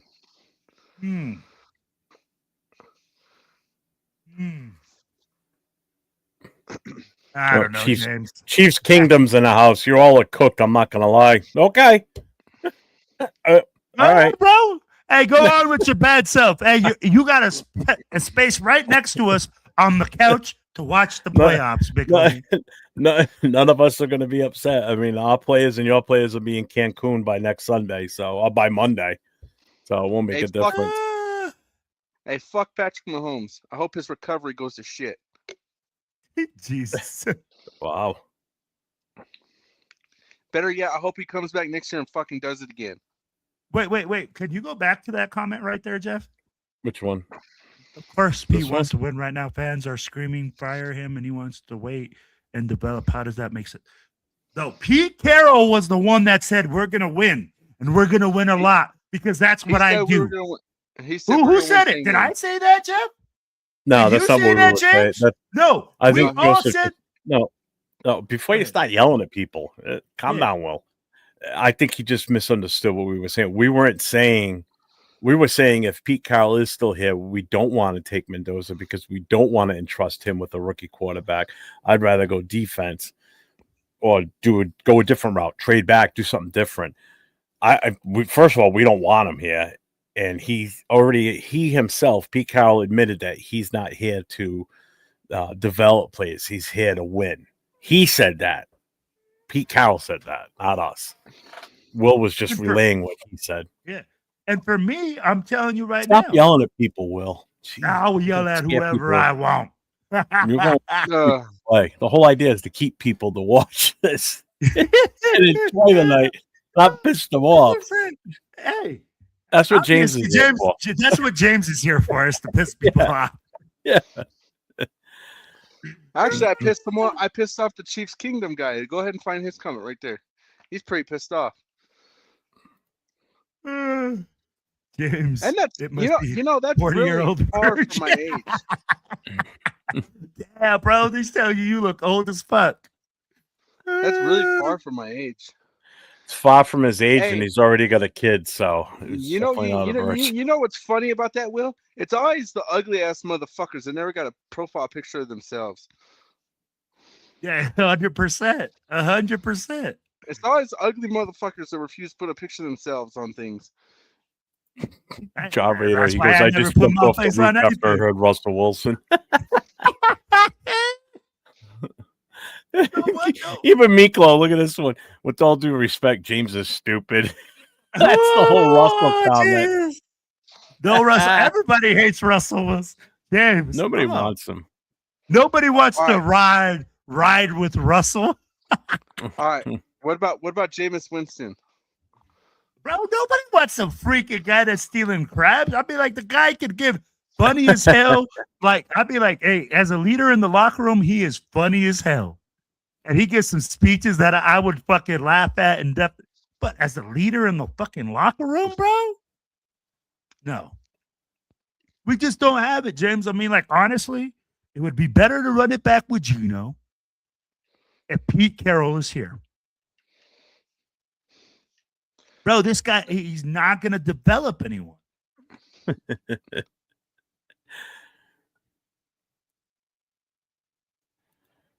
I mean, look, we could run it back with Marcus Mariota. I saw that. A lot of guys. You guys see the video where the Raiders players? Yeah, that was fucked up, man. That was fucked up. You know what was even more fucked up too, though. In all honesty, was that I guess it was before or after, I forget where, but when Jamal Adams running out of bounds bumped into one of the Giants coaches. And he held on to him so he wouldn't fall.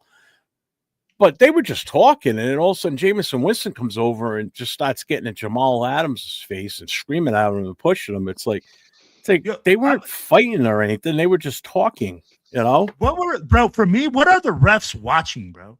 Literally, the guy gets assaulted by the whole team on the sideline. Yeah. And not one fucking flag comes out. No. It's because it's us. They don't like us. It's us. Literally, the guy sprinted 50 yards to go see the fight. It is 10-on-1. And you're going to tell me that there was nothing shady going on there. Bro, this was ridiculous, the way that the refs were calling stuff. It says, what it says? Says the dude suggests to start your team. Yeah, it says the dude suggested that suggested Russell Wilson to start with your team, no line. No. All right, better yet, let's do this. Will, would you like to hear a list of the free agent quarterbacks for this coming up season? Well, after Sunday. Yeah, just give the top. Just go ahead. Go ahead. Give the names. Oh, okay, I'm gonna start from the bottom to the top. What was no. Start from the top. Stop from the top. Free agents. I don't want to hear about the trash ass free agents. Wait a minute. Free agents for what? Free agent quarterbacks. He said. Dude, they're all garbage. Don't even waste your time. They're all Here shit. We go. We got what's the top Daniel. three? Top. We got Daniel Jones. Trash. Okay. We got Aaron Rodgers. Too old. Then we got number 3, the top 3, Russell Wilson. Oh, just fucking stop the list now. Bro, hold you on, cannot give me a list like this and tell me that we're going to address the quarterback situation in free agency. Somebody put this guy up, boot him off the show right now with these trash ass players. Yes, thank you. Are you kidding me, James? Are you kidding me? You are a pro patient, bro. Who comes up with this list and says, oh, yeah, we're going to address the Raiders quarterback position with 3 trash ass dudes? Bro, we need to stop recycling players. Hey, give me 2. We are not the dump. Let me give you 4 and 5. Let me give you 4 and 5. Number 4. Top 4. Number 4, Marcus Mariota. No. Okay. Number 5.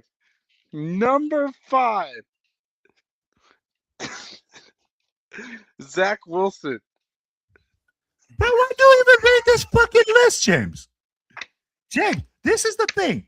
Every single player you said on that list cannot come on this team and make a difference. Russell Wilson. Not one. I told you before you even read that list, because I've looked at that list many times already, and I've said it on shows.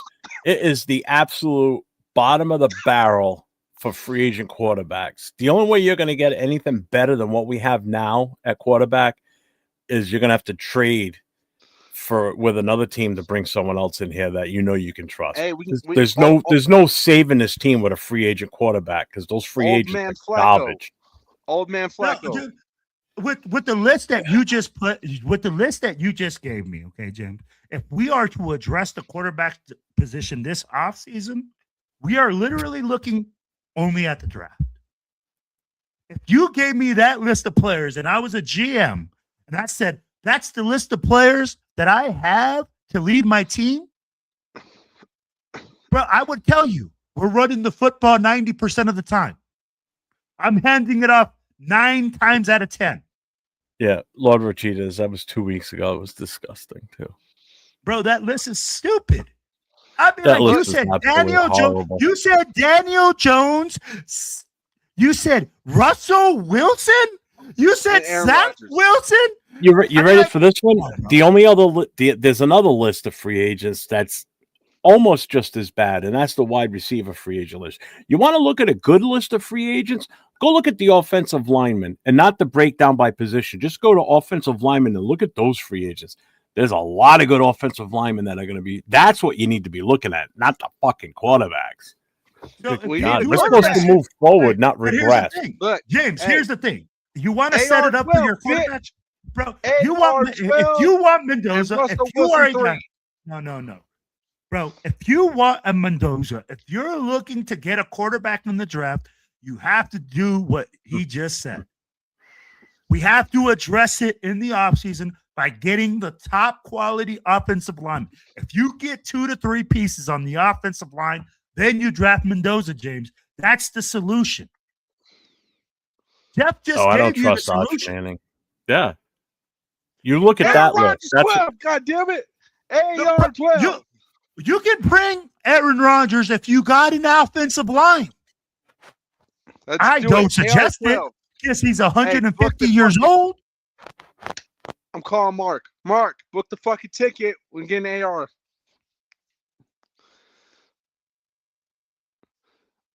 All you gotta do is root for the Ravens this weekend. Oh my gosh. Let's go. You made Ja Ray to jump off the roof twice already. Yeah. No, I'm trying to woosah my way through the show right now. This man is trying to make a legitimate Look, hey. stance for freaking Russell Wilson. Look, For the third string quarterback on the shittiest team that just beat us. Either we have Aaron Rodgers and his hallucinogenics, or whatever the fuck he is. He has his ayahuasca? His darkness retreats. Or we have Russell, Mr. Unlimited. Let's ride Wilson. You know what I'm saying? Let Russ cook. That was Will. I didn't do that one. No, bro. Stop with your shenanigans. Stop with your shenanigans. Okay. You okay, know, you bro. know I got no. You know that. No. I got one more. What about Phillip Rivers? Good point, Cooper. I agree with that. James has just given up his spot on the show, guys. This dude has obviously been drinking way too much today. Because, bro, come on now. Phillip Rivers, bro. This is the thing, James. I mean, like, and I get it. It's, bro, it's all shit and giggles until it happens. It's all shit and giggles until you shart. What's you're up, sharting sir? all over yourself. Surf right in the now. house. What's up? We cannot have that, bro. You know this. Bro, you know that Russell Wilson can't come in and change this organization. Every single player that you named, and I know you're doing it just to razz us and just to get underneath the skin. But come on, bro. At least come with something legit. I'm pretty serious about Rodgers or Wilson, though. You know what that sounds like?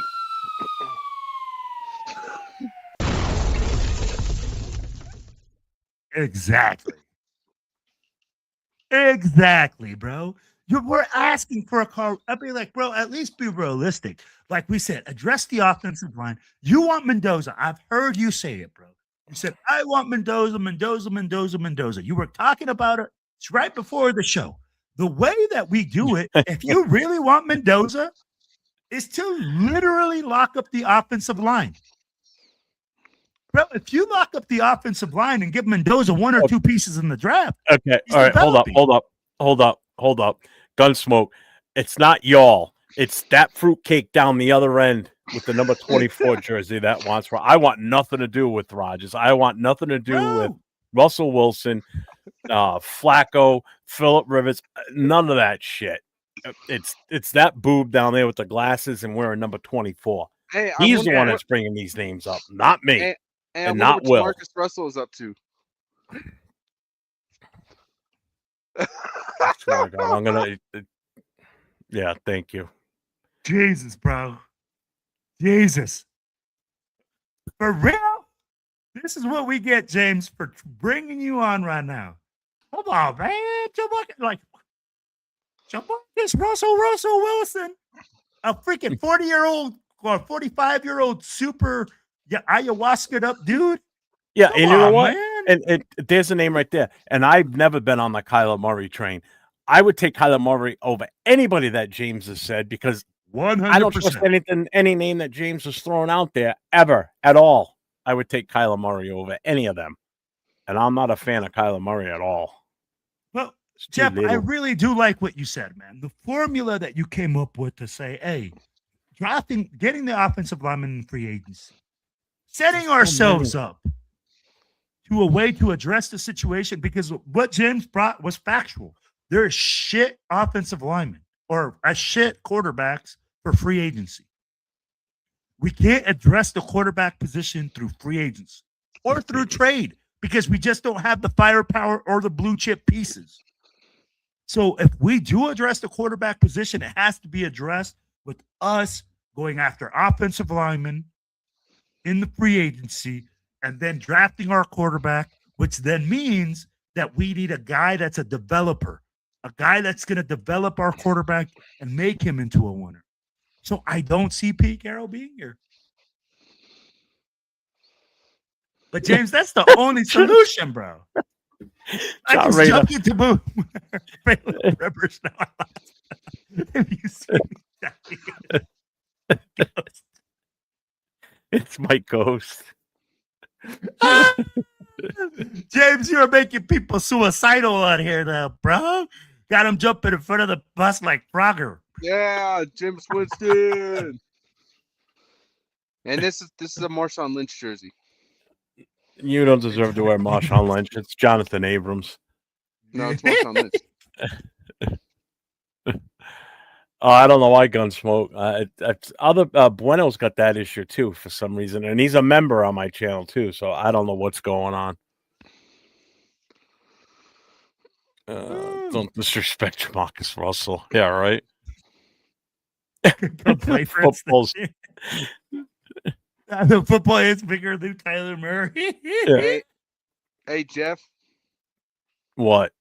Yeah, hey, I don't know. I don't know if you want to remove that Chiefs Kingdom guy. He's just being a nuisance in the chat. It's words. Does it hurt you? No. Good, because everything you've said tonight has hurt me. It hurt my ears. It hurt my brain. It's hurt everything that's come out of your mouth tonight. If that's bothering, if that Chiefs Kingdom is bothering you, then I'm purposely going to leave him there so you can read it and let it keep bothering you. Hey, what's Money Chuck at? That's the only thing I'm missing right now is Money Chuck. No, you can't. Jeff just said, I listened to James and my IQ dropped 4 points. I don't know how to use the mouse. I don't even know how to use the mouse. I got it upside down. Is that the right way? I don't know. Oh my God! What's up, Eddie? We've seen them. James can't take the heat. Hey guys from South Carolina, I've been a long time Raiders fan since the snake. So many holes in this team and needs a new young guy, just like Jags did. Raiders have pieces, but need way more. Absolutely. We're like a big ass block of Swiss cheese, and we got to plug them holes to make it. Absolutely. Make it a whole. Jeff, and I hope it's majority of young guys. I'm tired of trying to get these retread guys, these older players. I don't want to see Antonio Brown 5.0. I'm tired of seeing Randy Mosses. I'm tired of seeing Warren Saps come to this team and just suck this team dry for money. Let's develop our own guys. Let's get some homegrown players and let's develop them and make them great. That's exactly what we need to do. Oh, it says James can't take the heat.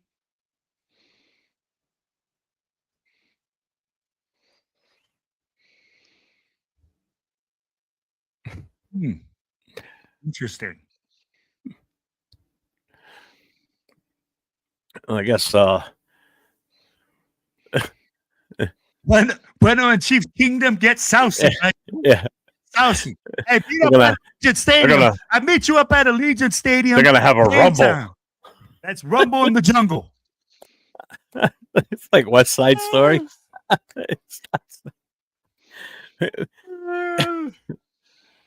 So where were we here? So we already talked about Max. Talked about this. Really, nothing to talk about this game. There's no talk about what do we think they're going to be the strategy. Who's going to be the X factor? There is no X factor. That's why I said none of X factor all season. X factor was Geno Smith throwing interceptions to the other team. That was the hope. I don't even want to do predictions because it's useless at this point. It's gonna. Okay, James. Shit. What's your prediction here, Jim? Give me the prediction for the game. We have to at least give. I'm gonna predict something. We're gonna straight take BTA. It's gonna be 28-3, and Raider Nation is gonna walk out there screaming, "Raiders, Raiders!" because we just secured the number 1 pick. That's my prediction. What do you got, James? Honestly, I think you know what, James? It doesn't matter what you think. I'm gonna go with let's go with the Chiefs 20-10. 10? Where are we gonna get 10 points from, James? A field goal and 1 touchdown. 5 safeties. We're gonna get 5 safeties. You just said Ashton Genty or Zeus. I could believe Ashton Genty. But bro, 10 points. I'm like, I think you're giving us too much credit. No, we scored 10 points last week. Oh man. But at the same time, I'm like, no, bro. But we had all starters in last week. And that's how sorry we were with our starters. And now you're telling me we're going to score 10 points with our backups? Yes. Oh, there you go. Saturday games are Seahawks and the Niners, Saints and the Falcons. Ooh. Saints and Falcons. Why the fuck have they got them on? Because they suck. So you got to have some sucky game and a good game. Seriously, so everybody watches the good game. Bro, I'm not watching the Falcons game. I'm watching them Sea Chickens and Whiners game, though. Well, I'll watch both games. I watch football regardless of the who's Saints playing. and Falcons game will be before the Niners game. So yeah, Seahawks Niners is the night game, I believe. Yep. As expected. Anyways, yeah, I gotta go. No. It's Carolina and Tampa Bay on Saturday at 4:30, and then Saturday night at 8:00 is Seahawks 49ers. And that's right. The Steelers and the Ravens are the night game on Sunday.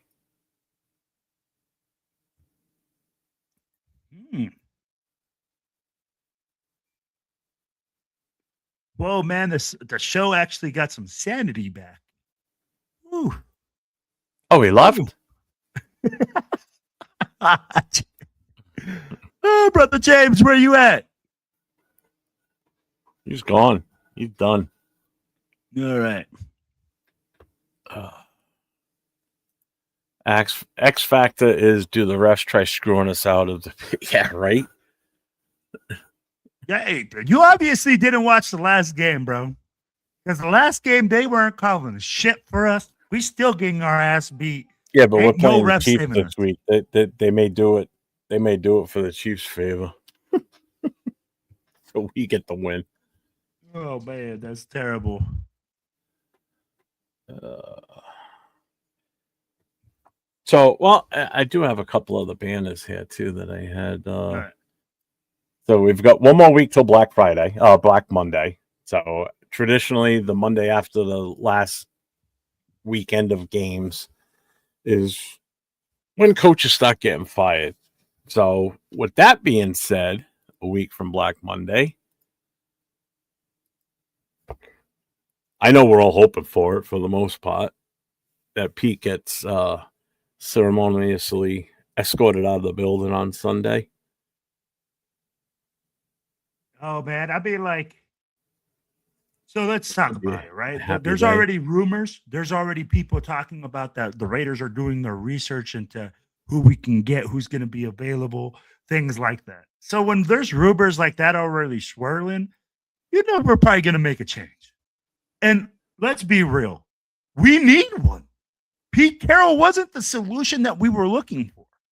This team instantly got worse. We've talked about it on the show, Jeff. We have not improved in one position at all season long. There's nothing that we can hang our hat on to say, hey, you know what? Developmental pieces, young guys were coming in, growing and developing. No, we have none of that. So for Pete Carroll to get another opportunity, there has to be a lot of major changes that happen. First of all, he needs to fire all his kids. This cannot be a family business.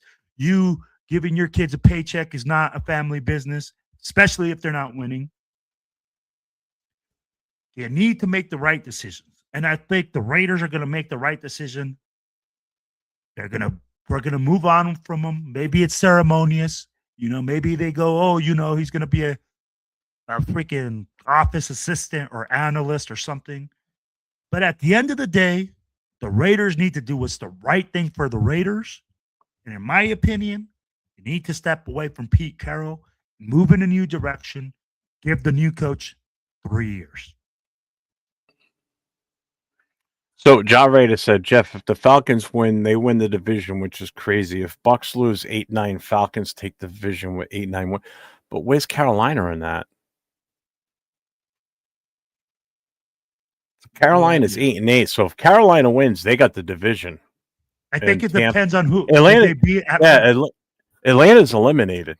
I'm looking at it right now. They're already eliminated. So Atlanta ain't going anywhere. It's between Tampa and Carolina. And Tampa's had 4 chances. They've lost 4 in a row to jump ahead of Carolina, and they couldn't get it done.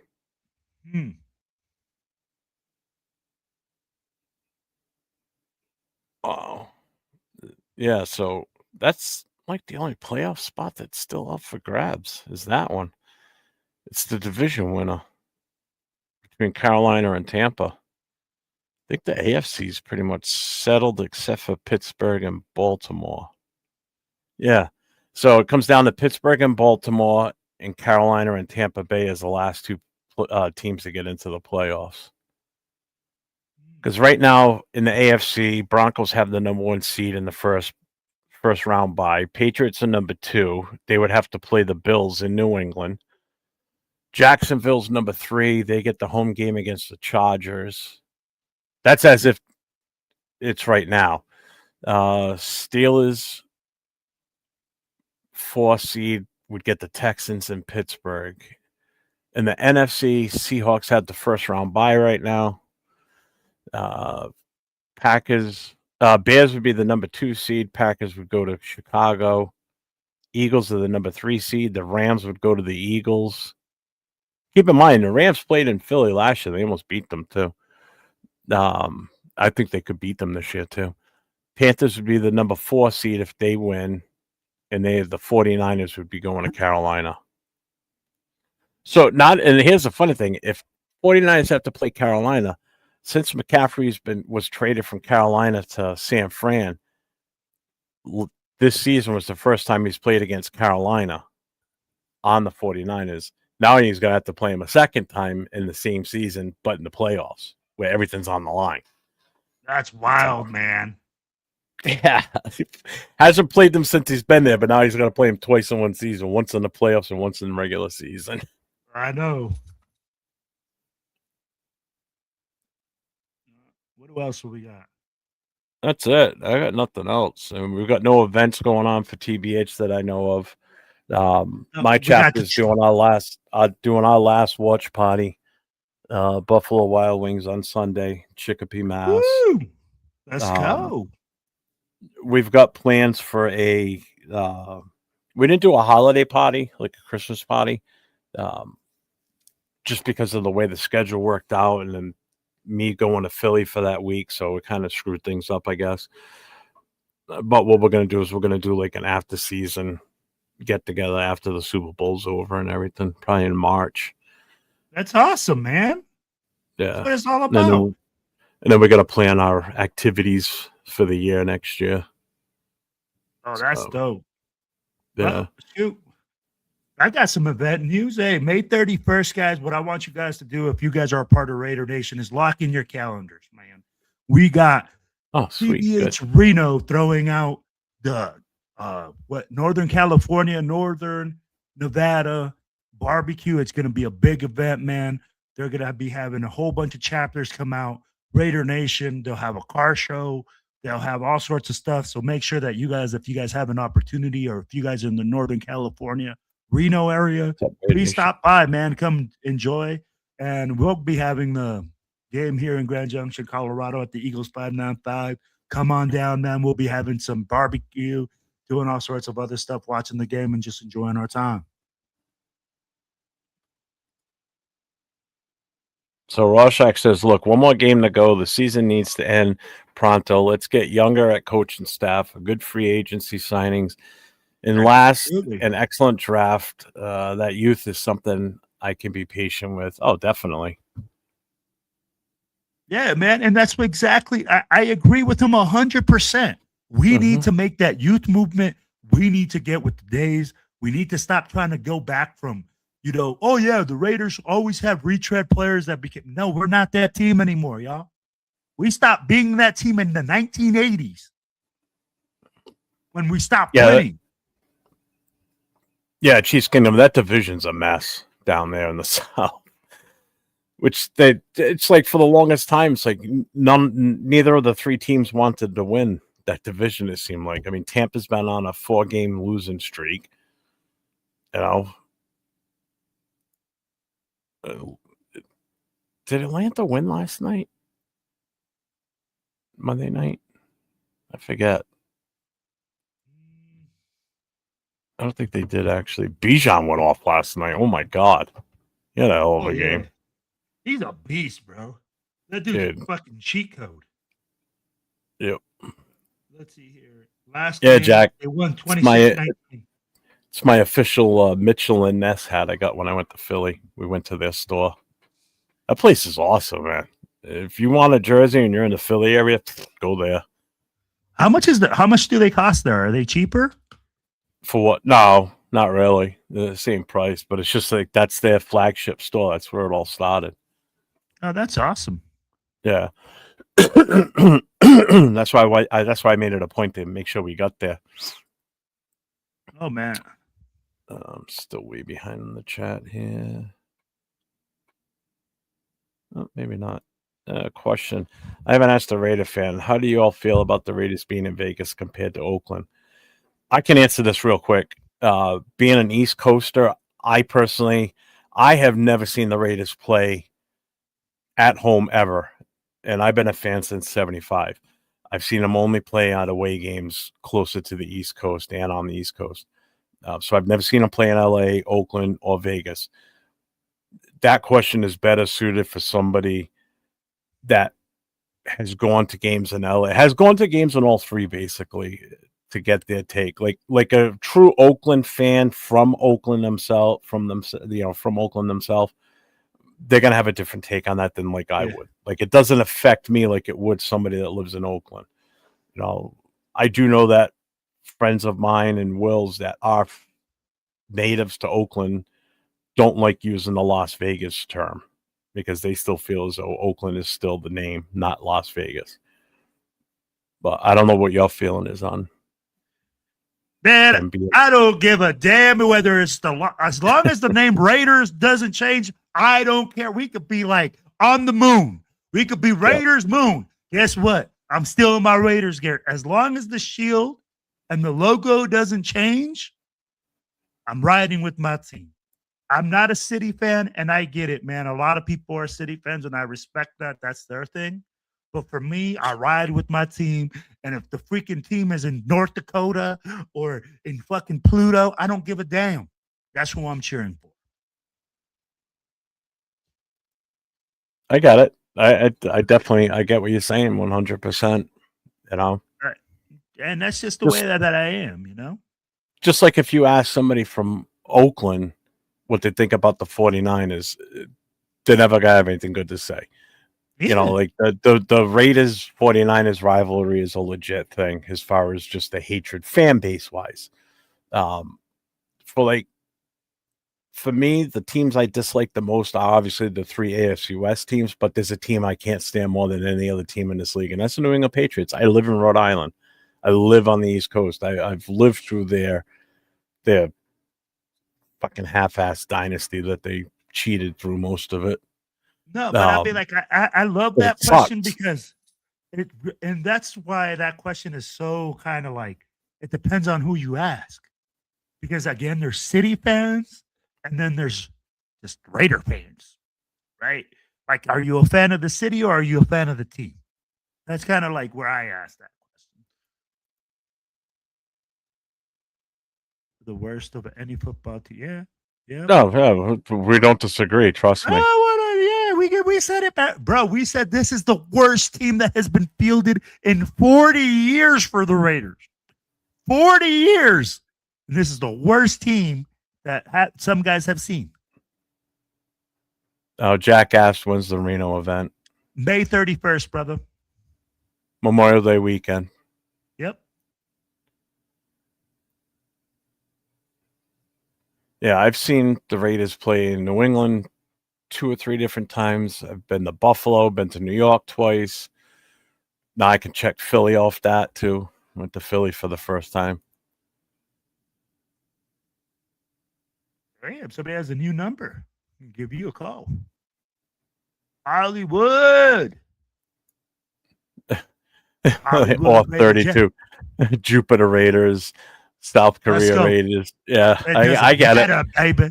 And I agree with Will. As long as the name Raiders in the logo doesn't change, I don't care. I'd be a little miffed if they change the colors of the uniform, but it's when if the team ever gets sold and whoever buys them decides to change the name to like the Las Vegas.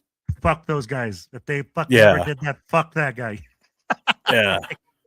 You plan on buying the Raiders and changing the name. Fuck you. Like the Las Vegas Gamblers or something stupid with a couple of dice on their head. Bro, I'm immediately changing teams, bro. I'm immediately changing teams if that were to happen. Yeah. Yeah, hey, I'm with you. I'm with you right here, baby. Every day, all day. That's what I do. Let's see. Fanson 74 grew up in Vegas. Still think of them as Oakland Raiders. Nice that Davis can pay top dollar to coaches and best equipment instead of missing coaches we can't afford. That's just it, too. That's the way I look at it. Is Mark Davis has already admitted himself. He finally came out and said that, hey, I'm not a football guy. He's a businessman. And him moving the team out of Oakland because Oakland wasn't going to give us a stadium. He didn't have the money to build a stadium. Going to Vegas was an automatic shot in the arm to the wallet for this team. I mean, the team is going skyrocketed in court, and what the value of this team is and how much money he's got. He could walk into a bank right now and take a loan for $2 billion, and they're going to give it to him because he's going to make that money back in one season, basically. Absolutely. So he's developed equity in this team. He could write a check for anything he wants pretty much at this point. So this was a smart business decision for him to do it. Was it better for the team and the fans? Not really, but we wouldn't be able to afford the coaches, or a lot of these signing bonuses. Remember, all that shit comes out of his pocket, not the salary cap of the team, So, and that's why I know, I don't want to get too far into it, but yeah. I'm with you, bro. Raiders Galactic Coalition. It doesn't matter. Freaking universe. Raider universe. What's up, Big Easy? Bro, I'm still cheering for this team at 2-14. You think I ain't going to cheer for them when they move to Seattle or whatever? Shit. Jeff, what if a Dunkin' Donut is put on the helmet? They become the Las Vegas Donuts.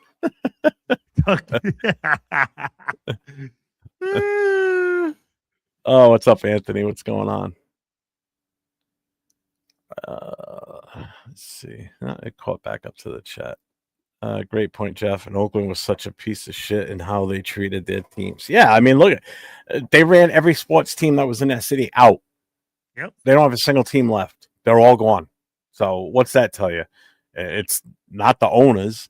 It's not the teams themselves. It's not the fans. It's the city not willing to work with them. But again, I mean, how much money does the city have to do anything, though? That's the other problem, too. Exactly. I agree with that. It's not like they're a super rich city. 100%. Dream replacement for Pete Carroll. Where do we start? Ultimately, I know I keep saying I want an offensive-minded head coach, but I would take Robert Saleh in a heartbeat. Right now, because you did Robert Saleh, I don't want to give the same answer. That's kind of like I got it. Bullshit. I'm gonna go with either Shula from the Rams, the guy that's right underneath McVay, or I'll go with Clint Kubiak coming in as an offensive coordinator guy. What's up, Raider Nation 510? What's going on?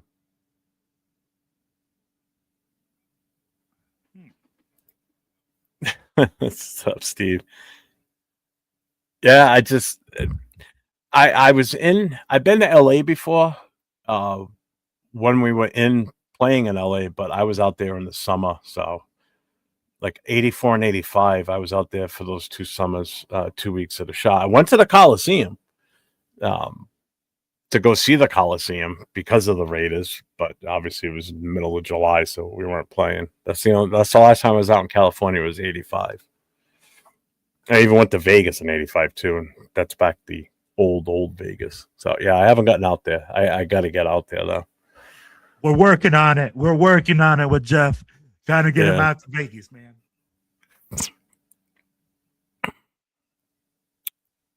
Let's see. Where are we? The Las Vegas Jets, because of all the dunking you consume. Yeah. I got a full one I got a full one sitting in the fridge right now too. This one's kind of watered down. This is melted. I'm like, I'd never seen you without one. I can't afford a plane ticket. Dude, Christmas was just last week.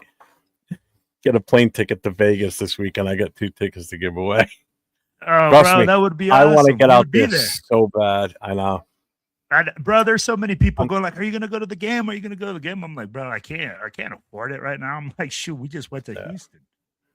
Because you can remember too, for me, for an airline ticket, because I'm coming more than halfway across the country to get to the damn Vegas, for guys in California, if they fly in, it's a cheap ass ticket. Even for you, I'm sure the ticket's not that expensive for your flight. It's like $300 for mine, $200 to fly. No shit, mine's in the $400 to $500 range.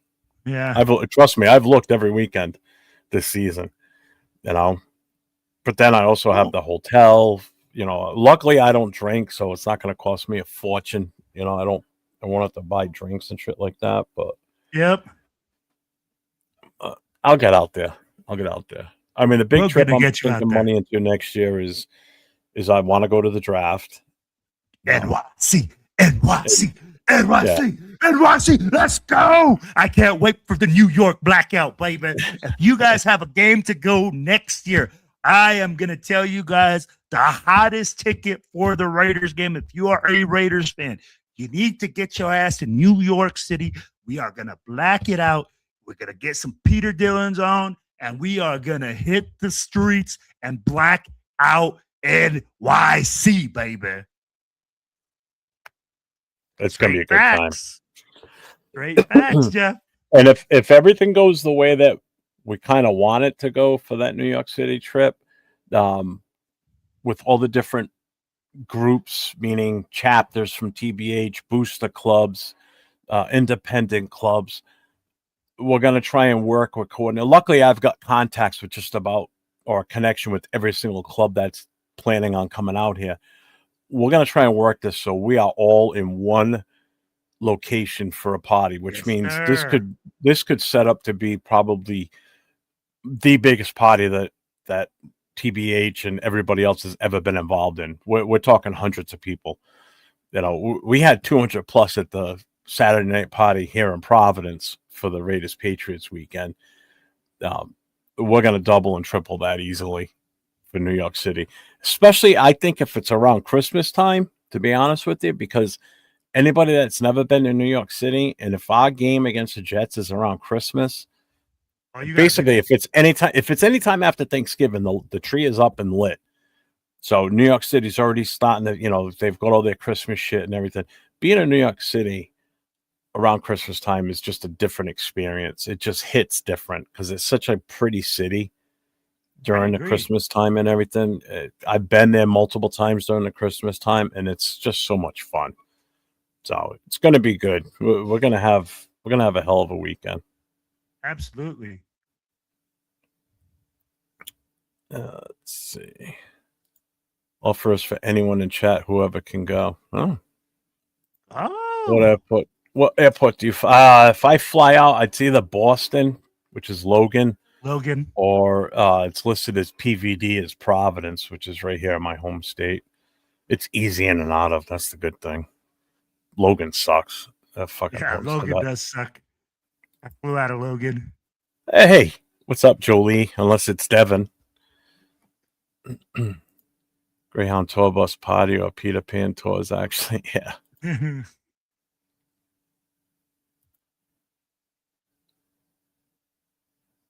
Okay, good. I'm glad the kids are good. How's Raider doing and everything? That's Jolie, which is Devin's wife. The mom and dad of Little Raider. Oh. Yep. They pop in every now and then. Nice. You got anything coming up that you want to promote or? No, the one show I do want to promote though is Raider Jeff is going to come out on Fridays, guys. And I'm going to tell you, man, this dude is one of the hardest workers out here for the nation.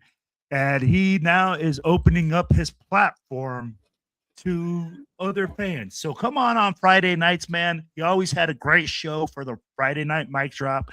Had to go went on a different direction now, doing some different things, opening up his platform. So if you guys are a part of a different team, I know we have Chiefs fans, we've had Jets fans stop by. Man, come on to that show, shoot your stuff, let Jeff know what's going on, and interact with us, man. We're trying to grow the platform. We're trying to get 401 Raider Jeff Productions out there to all sorts of teams. Hey, that's what it's all about, man. And you know what? Hey, you'll see me on a couple other different shows this week. I don't know exactly like what days because, I just kind of jump on from show to show as opportunities come. But guys, I know that, hey, I might be on the Raiders Unfiltered with my boy Jay Raider, probably after the game, probably complaining, doing the same old shit, talking about how much we suck. That was fun Sunday. I haven't done a watch party game since I saw you, man. Thursday night game. That was fun. That was a good show. So everybody that knows the shows I'm on, normally on Wednesday nights we do the Raider Connection, but because it's New Year's Eve, we're not going to be doing the Raider Connection this week. We will be back next Wednesday. Doing a New Year's Eve show, right? From what I heard. Possibly, I don't know yet. If anything, it won't be until after midnight my time. Yeah, no. Hey, so stay tuned for that one, guys. Yeah, you may see us on tomorrow night once it hits midnight my time. And probably stay on until it hits midnight West Coast, so we can ring in the New Year's as it floats across the country. But yeah, so there's no Raider Connection tomorrow night. So everybody hopefully has a good, happy New Year tomorrow. But we're going to say that before we leave. There is no Raiders Coast to Coast on Thursday, which is New Year's Day. But Friday night, September 2nd, at 9 o'clock Eastern Time, 6 o'clock Pacific, a brand new show called No Huddle. That's my show. It's going to be me as the only host on the show. And I'm going to be allowing fans of other NFL teams. It's not a Raiders strict show. It's going to be open to all 32 NFL fan bases. So if you got a team that you want to come on and talk about, talk your talk. Is your team making the playoffs? Is your team out of the playoffs? Coaching issues, players, contracts, whatever. Come in. You'll get you a chance to go ahead and talk.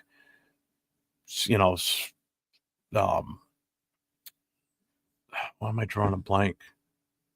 Rep your team. Trying to tell oh my God. Rep your team. And, I'll have takes on it too, I'm sure. And we'll go with the chat too. So it'll be an involved show. It's going to be fun. It's going to figure about a 2-hour long show on a Friday night. But it's opening it up to everybody that's a fan of football. Even if you don't have a favorite team and you're just a fan of the sport itself and you want to come in and talk, by all means. You don't even have to have your camera on.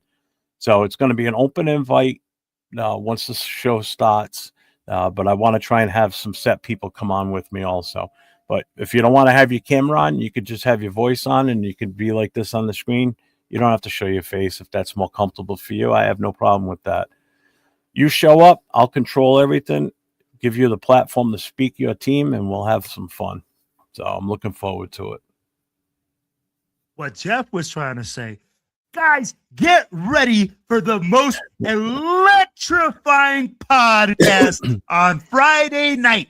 32 teams, 32 podcasters, the ability to just shoot this shit, get in there, fire off what you got to say about your squad is coming straight to you, straight from 401 Raider Jeff. Let's go. Time to branch out. I'm still going to be doing all my other Raider shows. I'm not giving those up. Those are all still a go. Monday Morning Quarterback is on hiatus now until next season. And the last call on Saturday nights is off the air now. Chris is taking a little bit of a hiatus for health reasons. So while he was planning that, I wanted to move forward with a different aspect on the Friday night show. So I'm excited. Can't wait for it.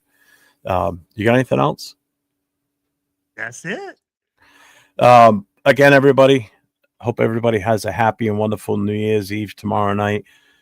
Remember, if you drink, don't drive, please. I've seen too many times through my years in the fire service of people drinking and driving. It doesn't get you anywhere but in jail or dead, or you kill someone. So use your heads. You call an Uber. Call an Uber. Call your grandpa. Call your mom. Call your cousin. Call your son. Call somebody. Yep. Just don't have to call 911, please, for the love of God. Yep. Don't have to make that phone call because that's not the one you want to make. So until next time, everybody, as I always say, stay safe, go Raiders, and everybody have a wonderful and happy New Year. Trees all shake and quiver and quake as he robs them of their gold. The autumn wind is a raider, pillaging just for fun. He'll knock you round and upside down and laugh when he's conquered and won.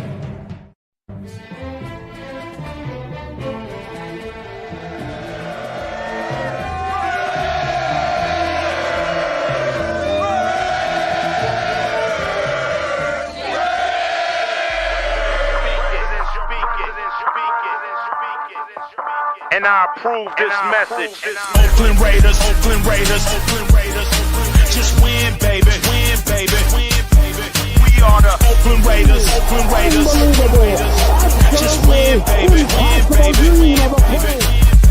Don't need no invitation. We are that Raider Nation. We rock that black and silver. We make them shake and shiver. We make them reconsider.